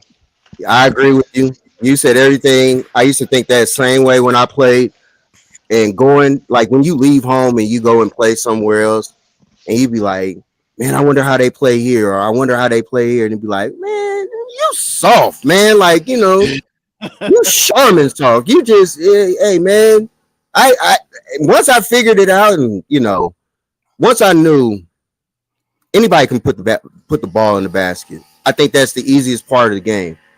But how do you put the ball in the basket when somebody's in your face guarding you, just puts a hand up, or without even doing that, he's already mentally in your mind. Now you're not running the proper plays. You're running off script of what you normally would do. It's so much the basketball that I would do that I understood. Rest in peace to my uncle Larry. He taught me that when I was young. You know, you've always been quick with it. So you can think very quick on the fly of what to say, but also stay on the same path of what what we're here for. And I knew then I can always take jokes, but can you take mine? And that was my thing. It was like, shoot, be good. You can dish it out, but all right now, these rocks is about to get thrown at you, and they gonna hurt. They gonna hurt, and I watch where I hit you because they gonna hurt. And I look you dead in your face after I said it. And especially back then, how I was, fighting was nothing for me. So, and I can throw them from the shoulder. So, if that's what you want to do. Cool. You couldn't. You was better off just taking the joke and taking the L and going home. I'd have been cool with you after the game. Yeah, whatever. But you want to go there? Now I'm gonna knock you out. Then I'm gonna laugh at you. Then we can go from there. But well, football was a different mentality. You ain't need to do no talking. You're gonna hear and feel everything I got to say to you. Pause. It was just that. Hey, whoever I can outfit, it ain't but a couple of sports that God has created. Football, boxing, hockey, maybe wrestling, that you can be a superior athlete and you can be real good and you can jump higher and run faster, but I will physically manhandle your ass. And all of it right now. All that little cute stuff like Patrick Mahomes running around doing the pirouettes. Oh, we had a trick for all that. Yeah, think you good. There are only two types in football. He getting hype, y'all. Those that are humble and those that will soon be humble. Here we go. Here it goes. Warming up. We ain't got time to talk about it. Hey, listen. Hey, just TD. blow the whistle. Just get the snap count, blow the whistle, and I'm gonna show you who I am. See, TD, you can only get me in practice though, because we don't play the same position, my guy.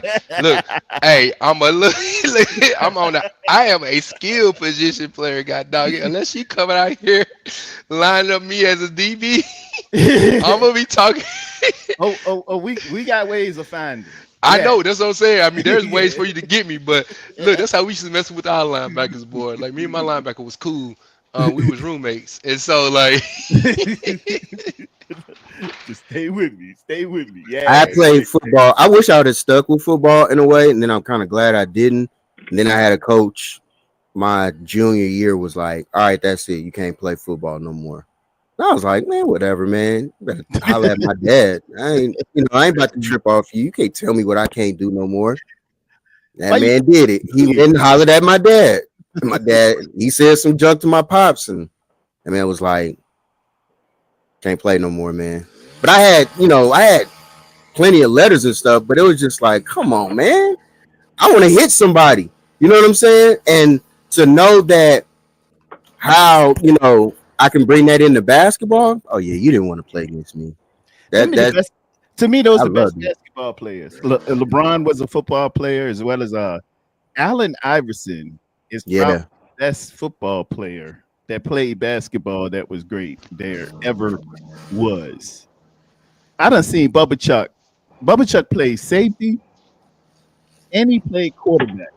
And he played them very, very well. If you like Michael Vick, you would have loved one Allen Iverson playing at Bethel High School in Newport News, Virginia. That I, I and, got and you somebody. can see him when he take it to the basketball court. You can see he was just defiant and won't worry about nothing. He would give up his body. That's how a mentality of football he had. LeBron, I think LeBron do the same thing. From my understanding, he was a good tight end. Um, you know, I, Opposite. I feel like that with opposite sports. mhm. Well, he ended up going and playing football, which I feel like was smart for him. But Chris McAllister, he played with the Ravens. He was the DB on the Ravens team on that defense. Me and him, he was my backcourt. He was a senior. I was a freshman, but we was backcourt mates. He was my shooting guard. Chris could play. He could hoop. I felt like Chris could have made it to the NBA. Like Chris had talent, but football, he was all world in high school. So I can only imagine Hey, why he went. Then he went to Arizona. He did his thing in Arizona. Then he got drafted by Baltimore, and then rest was history. You hey, nice. hey, But what fellas, I happened gotta with drop your out. I You gotta got to kid? get back stay in here. on. You back Yeah, in I there. gotta get back. Yeah, I gotta get Hey, back in here. I'll holler at y'all. Unc I, say he I All gonna want to right, hear bring the us then. back. story from you. Hey, follow me on Twitter and give me your Twitter so I can hit you back and forth. Are you on Twitter Yeah, or I'll send it Instagram? to you. Yeah. All right. All right, Okay. All right. man. Good to see you, man. Thanks for stopping You through. too, for sure. God bless you. That my main man. Some of those Yeah, stories, boy, that story he told at Applebee's. Good Lord, have mercy. Um, that's just the tip of the iceberg with Dennis. That's why I'm saying, Dennis. That's the tip of the iceberg. Trust me. yeah, Like, I can only because he that told story one is like very that story is extremely light, and Dennis got way more funnier stories than that. oh, Trust me. the one when he was in Korea. I was in Korea as well. He was an army guy as well, man. I Dennis know got some. he got plenty of them. Dennis got some stories, bro. Dennis, that's my brother, boy. He funny. He funny, Good, funny boy. good people, Hilarious, all funny. y'all are, man. Let me get But ready to close this thing up, what happened with man. you and Ted? Y'all got in the finals? Yeah, my final is what happened with you and Ted. Man, I had to light Ted up. He was acting up one time. He didn't know. He didn't know. Yeah, Can somebody, hey Callie, can somebody find me the clip, please? okay, it's on Jess got it on sports not which is East Coast Red and Gold. You can look back on it. Yeah, y'all know I had to light Ted up. Ted won't act it right. Oh man. Ted, I need somebody to find that footage so I can laugh. Man, please. he didn't know. So sometimes these guys don't know that you mistake. Let me let you know about a Christian. There's a difference between weakness and meekness. Uh-oh. Weakness is lacking the power. Meekness is, oh, I have all the power. I just choose to give you grace. Well, But when you use up that grace, I'm coming for you. And you thought you could pop bad at the kid? Oh no, man. No, you really don't know. I can go as quick as you can. I am more passionate than you'll ever be. yeah, Then I'm adding that intellectual stimulation on top of that thing. yeah, You're not you don't want that smoke. Just come to be respectful. I'll be respectful to you. But then you get shouted down, and then you're like, "Oh, that guy's I can't believe he said that. what's wrong with him?" I'm like, yeah, you didn't know. Yeah. You didn't know. Well, well, That's man, okay. look, I'm gonna try to catch y'all on what's today? Tuesday, on Thursday. I'll be back Thursday. Me and Wolfie be on doing a mock draft Thursday, man. We're gonna try to get us some good ball players and get into the mind of Kyle Shanahan, which is a scary place to be. It's like Where we going though? What's your quick opinion? What we doing? Offense, defense, man. Hurry, let me know. oh, the first one will be defense. Okay. It'll be a defensive tackle. I'm hoping, or a lot going to depend on how it falls to us at 11. A Okay. lot going to depend on that, but we're gonna stay in the trenches. We need defensive and offensive line Oh, help you know that ain't soon. happening. We can't do nothing without the car in the engine. We can't do Oh, nothing. We need the engine of the car first. no, well that ain't happening. It got to. If they go out here and get some kickers, punters, and tight ends that can't catch, we done. We done. Cancel Christmas. Mm, mm. Rod doesn't have much. He doesn't have much hope. We went in Super Bowl. Right. Then I got another. Then I got another dude. 17-0. Brock Purdy MVP. Yeah, High paid quarterback. ain't setting up I'm right. trolling my team this season because I can't wait Ain't for all setting this to if we have a bad draft, I can understand. I'll be trolling too. I'll just be one of those nitpickers, just picking. Y'all know my three things: children, marriage, contract, and contracts. That's it. children, Brandon, now marriage, you contract. got married. It's been a good ride. Yeah, Brock got married last year. When did he get married? Yeah, he got married last Y'all year. saw how he played last year. And it about time to have a little Brockster. It's gonna be at least 9 months, and he's supposed to get the contract, so he's gonna get the triple. They're like on Wendy's. He's gonna get the meat, the cheese, meat, cheese, meat, cheese. So It's gonna be a tough one this year. Don't. I'm cautiously optimistic. We just got to make the right picks. Crazy Juicy says it better not be Shamar Stewart. It better not be. Yeah, man. Buyer beware. He looked like he looked like Tarzan. Might play like Jane. It's some other good ones. It's a lot of good stuff out there, though. It's a lot of good stuff out there. We just got to be judicious in our selection. And I think it's a new regime. You got a new defensive coordinator, a new old defensive coordinator, and I think Robert Saleh know what he's looking for. I think he's gonna put his presence and his weight behind what he wants. Let me ask you this. This is a little conspiracy, a little throwing out because I'm thinking about it, and you know how I am when I'm high in the clouds. Do you think that if we go defense first, Kyle doesn't really have as much of a hold on the team, and they're slowly walking Salah in the back door to be his replacement? One could make the argument. One could. Just wondering. You know what I mean? Because he's on a little bit of thin ice here. If to me, he is. Because we've been overspending on stuff that really shouldn't been an overspend on. Absolutely. And it's caught up to us in drafting folks that are not meant to be your third overall, and not having the necessary draft capital and the picks in the subsequent years to maintain really what you're supposed to maintain. We should have been drafting a tackle 2 years ago. Really, we should have been after that 2 years ago. But I'm telling you, we if he did this in any other American city, maybe not, maybe Dallas might have let him get away with this if he's the owner. But You leverage up all of those draft choices to get a quarterback very unproven in a FSC school and not polished with his mechanics and ready to run your system to a T, dude.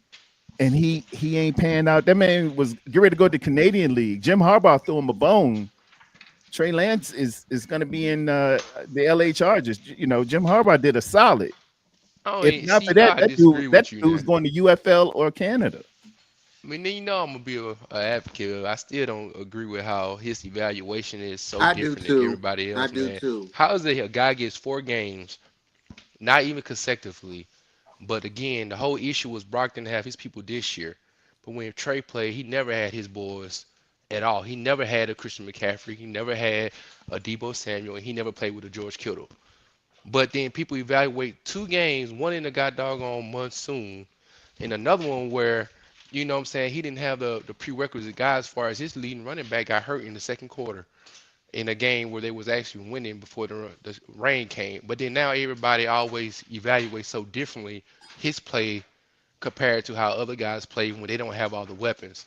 And to me, especially as a quarterback who's a different, you know what, it's just amazing to me how everybody evaluation is so different. For him, it's like, oh, so this person gets 4 games and on in a mixed bag of situations, and the quarterback and the coach running certain type of plays that we never seen again.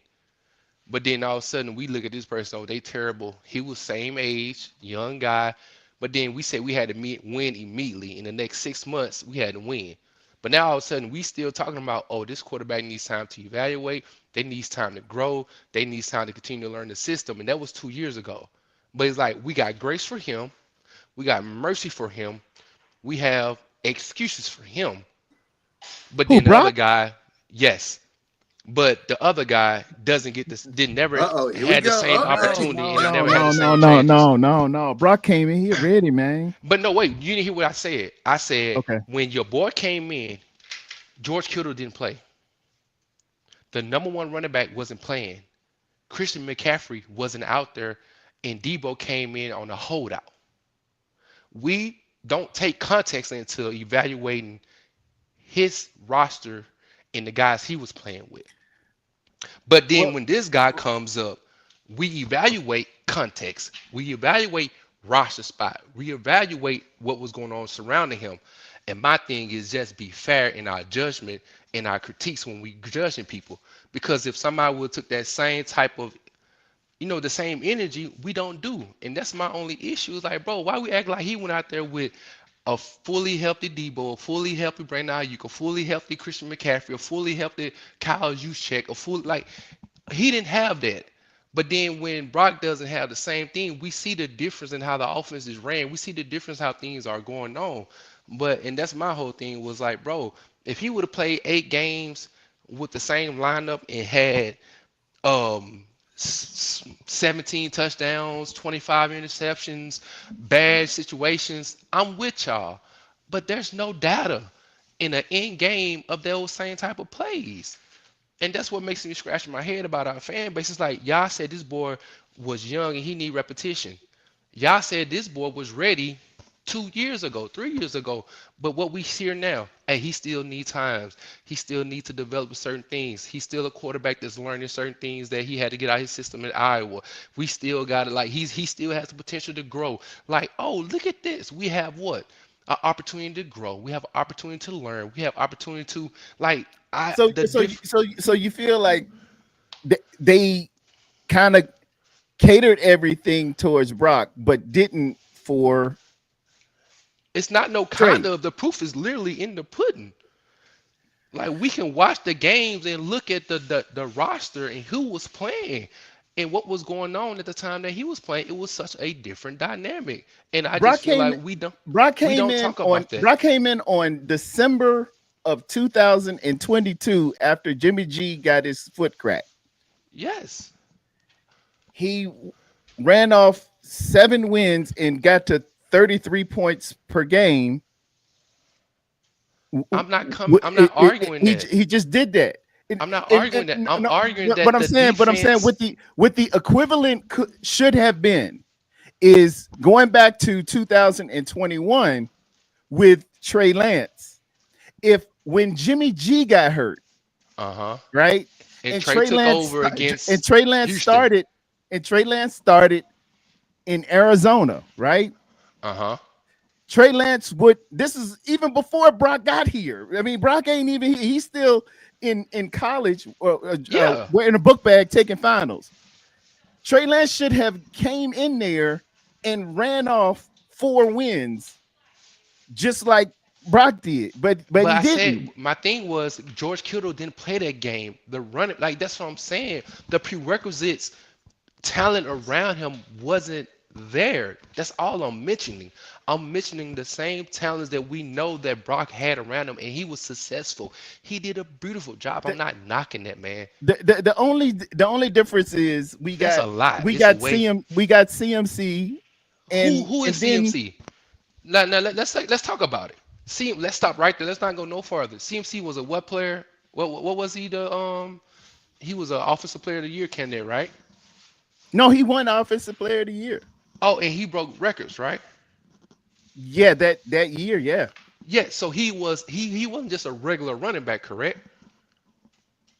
He had a good year that year. The But next no, year I asked the he question: didn't. was he a regular running back? That's all I asked. I don't think CMC was ever a regular runner. He's the first Oh, he round. was dynamic. So I'm saying when I give you a dynamic running back compared to having a regular journeyman running back, do you think you see a different output? CMC was down here, man. I'm in Carolina. Cam Newton had Exactly. CMC. But what I'm It, telling you I is mean, we he good, evaluate but people. he don't just But instantly make y'all just this. yes, he does. Cause Cam when he Newton went, was an wait, MVP. wait. Cam Newton went to the And so Super was Bowl, look, but and so he was ain't do Brock nothing Purdy. with He was an CMC. MVP. He went to the Super Bowl when he had him, and where was he when he didn't have him? I'm saying when he did have him Exactly. See, the didn't crickets get real go to a loud. Super Bowl. Cam Newton did not go to a Super. Cam Newton did not win a Super Bowl with We CMC. time out. Okay, now wait. See, I'm aficionado when it comes to the Panthers. That Panthers teams was a two different teams compared to what that 49er team. Because in order No, for them to we get talking about CMC though. exactly, but I'm saying the We had team. CM. He had CMC and he didn't win. He didn't. What was He the team? didn't.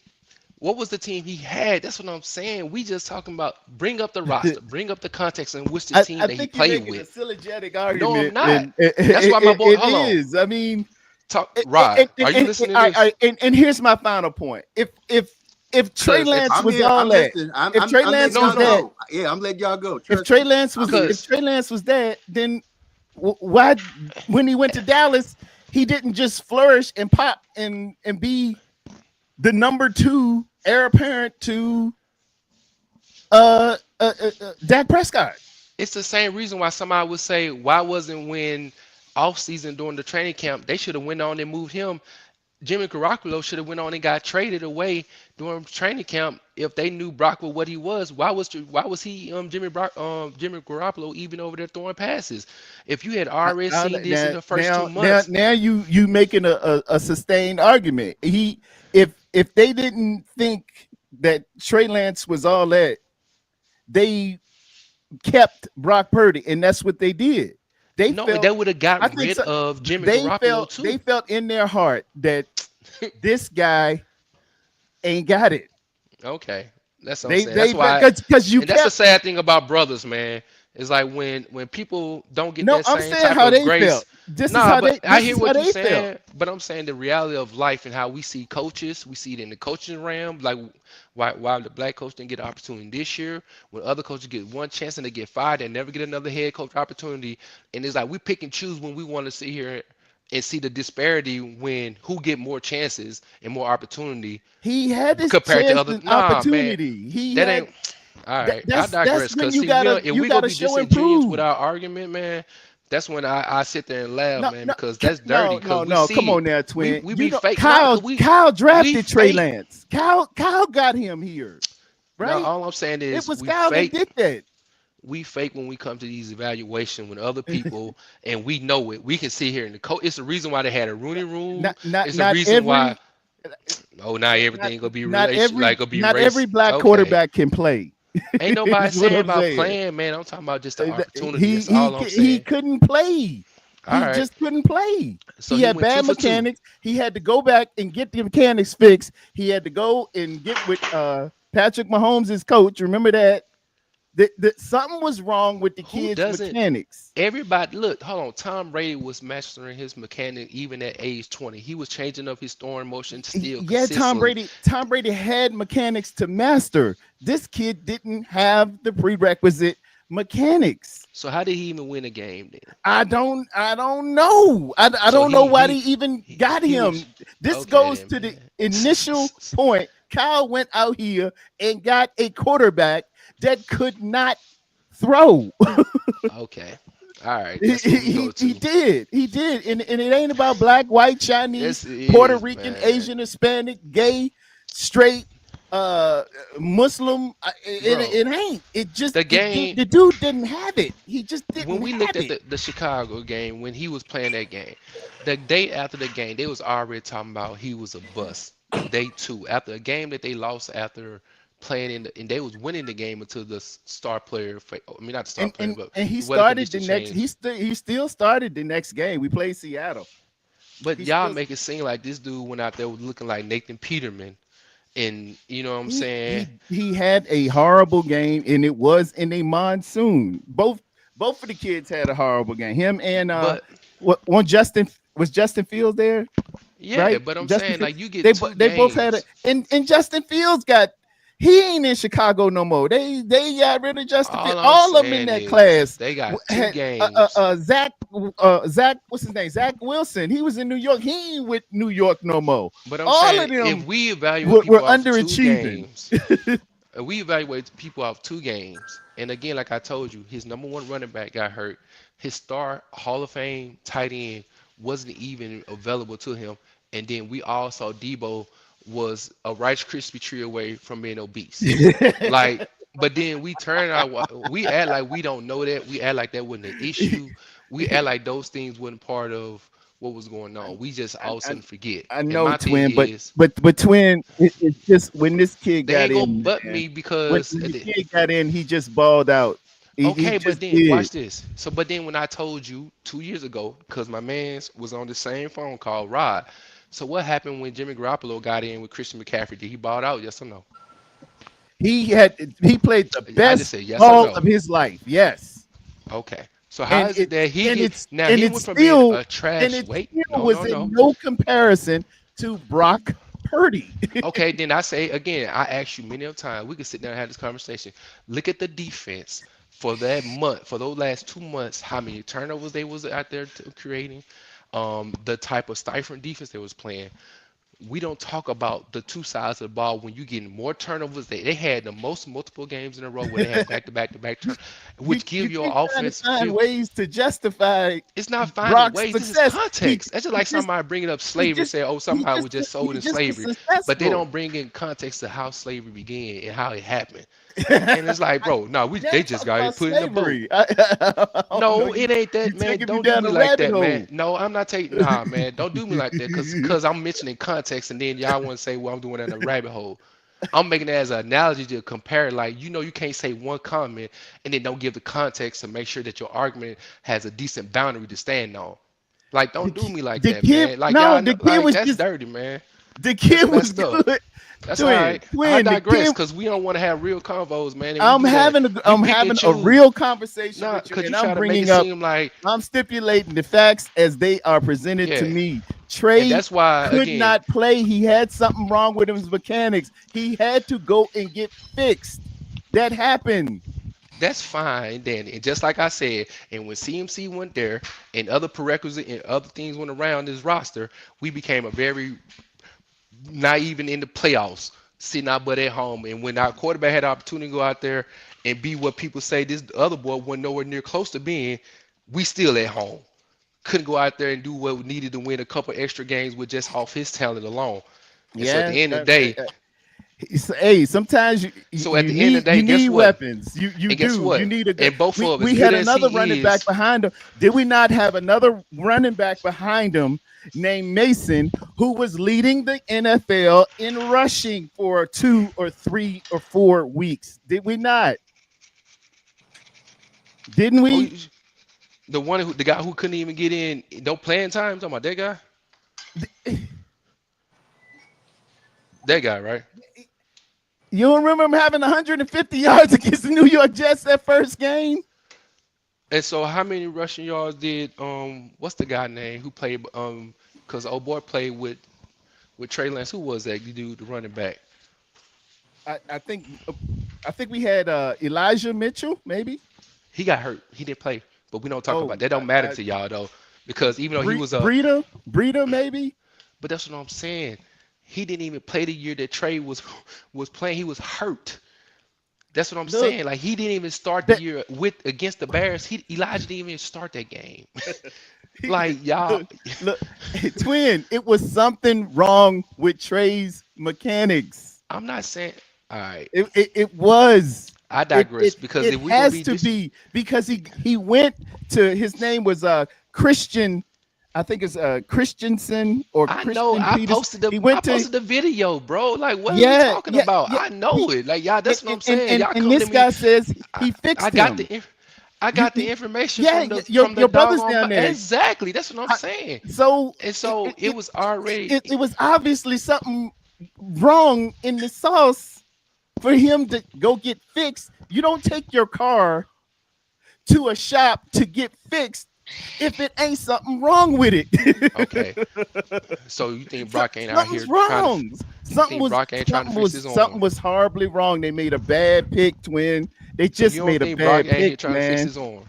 They made a horrible pick for Okay, even if a first rounder, a number 3 overall, and you mortgage our future in draft choices for the next 2 years, and you got a guy that couldn't throw.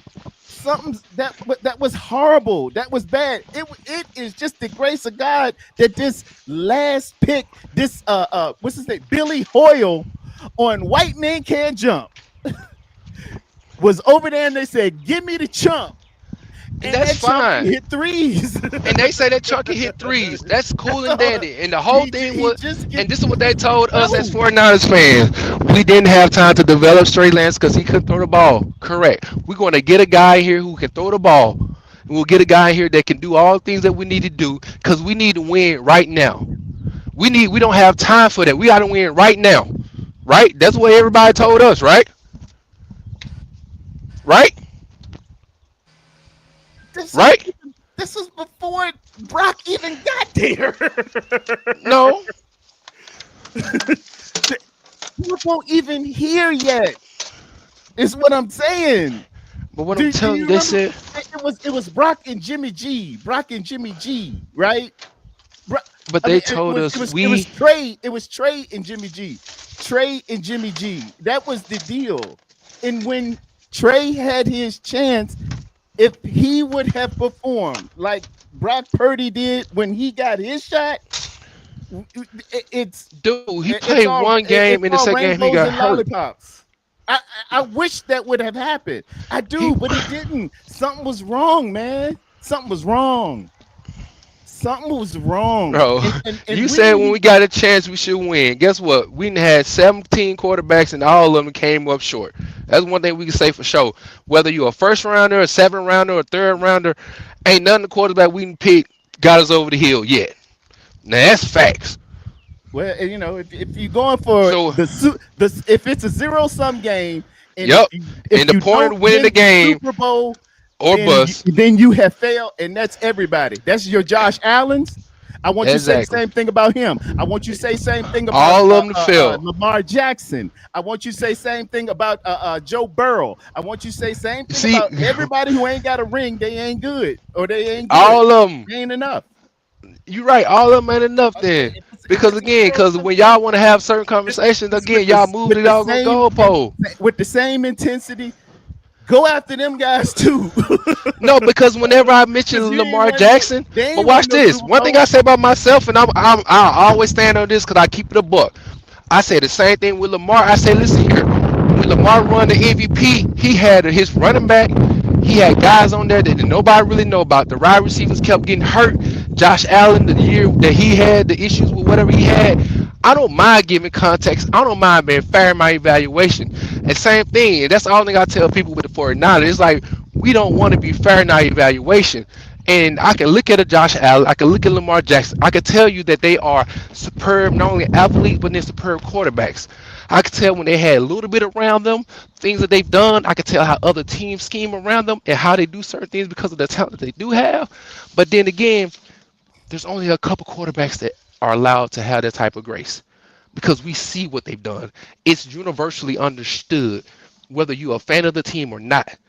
We all understand that. We all look at Lamar. We all look at Pat. We all look We at don't Burrow. have those guys. They on different teams. We just simply don't have them. And I get All we that. got is the short guy from Iowa who loves corn and the Lord, And that's and he fine. But just when he goes come out up short though, and and don't does execute what he because he does. doesn't, no, but when he come up short because he doesn't have the weapons around him and his mechanics are fine and so on and so forth, I just know that y'all don't keep that The same energy. mechanics have to be good. The guy is a 144 against the zone, a 144 passer rating against the zone. The guy went 69% last year. Even I mean the year before last. Tell me Do you what know happened in the fourth quarter he's the last year number of this year. he What happened in has the the fourth quarter? most He amount of overthrew 30 people. yard passes in the air of anybody in the National Football League. So what happened in the He games in the is fourth fifth quarter when we lost? overall with See, 5.7 per play. He is yeah, y'all 8.5 see. on pass I love attempts, it when y'all which sit is there and third moonwalk and in turn the to Michael Jackson, NFL. boy. He It's is always my favorite 69%, thing in which the is world to see, seventh. He was especially when it come to brothers. 65.9. That was a dip.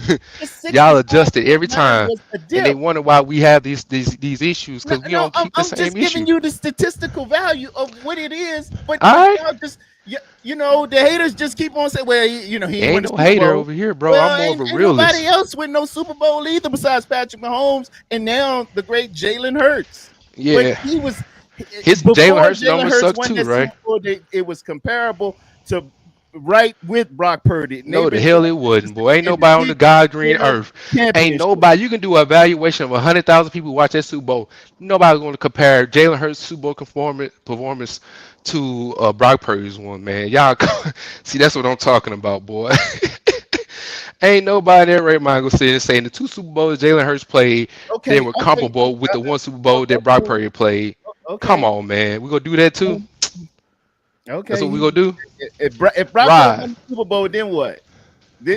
What you Then just said earlier about all ifs and season woulds, he over. just told me earlier about ifs. Uh, If it went up, and now it So that wouldn't have mattered either. Okay, well, he just not your guy, ain't and about being you my don't like guy, him. man. It's about You don't fairness, like him, man. and That's he's all I'm saying. terrible. Is like It is, but that is not going to make Trey Lance no better. Trey it ain't Lance gonna make it look. It ain't gonna make us win the is Super Bowl horrible. with He him, got with horrible Brock mechanics. Purdy either. He'd probably We be out. He'd probably be the third quarterback in LA, unless my man Jim Harbaugh can resurrect. He's going to be with Greg Noman. Maybe they can do something with him and have him run a great deal or something like that. But it was and something look about and the hopefully look and man. hopefully Kyle Shanahan can continue to draft special wide receivers and running backs and special team and special But that guys was because he supposed can't to because guess do. what he can't draft though he can't draft no D lineman and offensive lineman like you want to because he know he got to make sure he keep the weapons around his guy.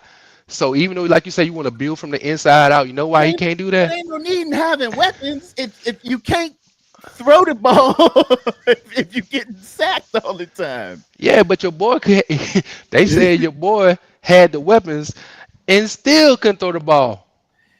He had BA with a torn MCL, ACL, Oh, so and now context meniscus. matter. You see this? Now He had context. That's all. You Juwan see that? Jennings. He made Juwan Jennings 1,000 yards. No, he was short by 136 years. Juwan Jennings is our ex receiver. Debo, like you said, didn't you say he was a Rice Krispie away from eating himself out of the league, right? And CMC was hurt. Oh yeah, I mean he basically had Jawan Jennings, Kittle, and we went But see, like it's that. okay to But use you're dealing context for with you y'all got arguments, but Brindle, when I use you got one, Brindle up front. right? And who turns we call him the watcher because he turned around and watched But they everybody. had McGlinchey though, We who ain't we on the team no more. we got who? Brindle? Brindle's still there. They love Brindle. I said McGlinchey when Trey was playing. Yeah, McGlinchey sucked. But That's all I'm saying. But see, we but all now I'm we saying got is McGivens. And it was Rod. terrible. This is a It straw was just man's under argument McGivens. anyway. Yes, sir. Go ahead, my G, cause if they ain't gonna have a real convo, man, I digress. Having a real combo. No, I think y'all I don't. warned my viewers. What he said? No, dude, you aren't about fairness. You are about sticking to the narrative you want. Who me? Yes. Oh, I think Wolfie's talking about you on that one. Rod, you can chime in at any time, Rod. Yeah, that's what I'm saying, Rod. I digress, Ask me man. to watch This is a Paradome on first circle. take, and Rod would be the moderator. Rod is on his phone or imagining something else. but, Yeah, but I was hey, chilling with I my understand. dog. We was Hey, chilling. twin, you know, hey, you my man. I love you. Oh But no, I don't take. Ain't it that? was Oh, don't get obviously, it twisted. but I ain't offended at all, man. I'm but just like, it don't was get into it. Yeah, but facts lay out that it was something wrong with Trey, man. We we it's we something wrong we, with every we young stuck to the quarterback bus. who's only 20 some years old. Like, I'm being nice. He sucked. His mechanics were horrible, and Kyle shouldn't have gotten Trey Lance. He should have got maybe Justin Fields. He should have got he should have got Mac Jones. He should have got Mac Jones. He should have got Mac Jones. Anybody would have been better than Trey Lance for because sure. you can't go to the NFL and have problems with your mechanics. I got to get ready to go. My man Josh is out here. Ladies and Go gentlemen, ahead, it's been wonderful. Let me get ready to end this stream. Remember, Rod. I see everybody, what you did there, walk young. by faith and not by sight. In Jesus' name, amen. Talk to y'all Thursday. Hey, Rod.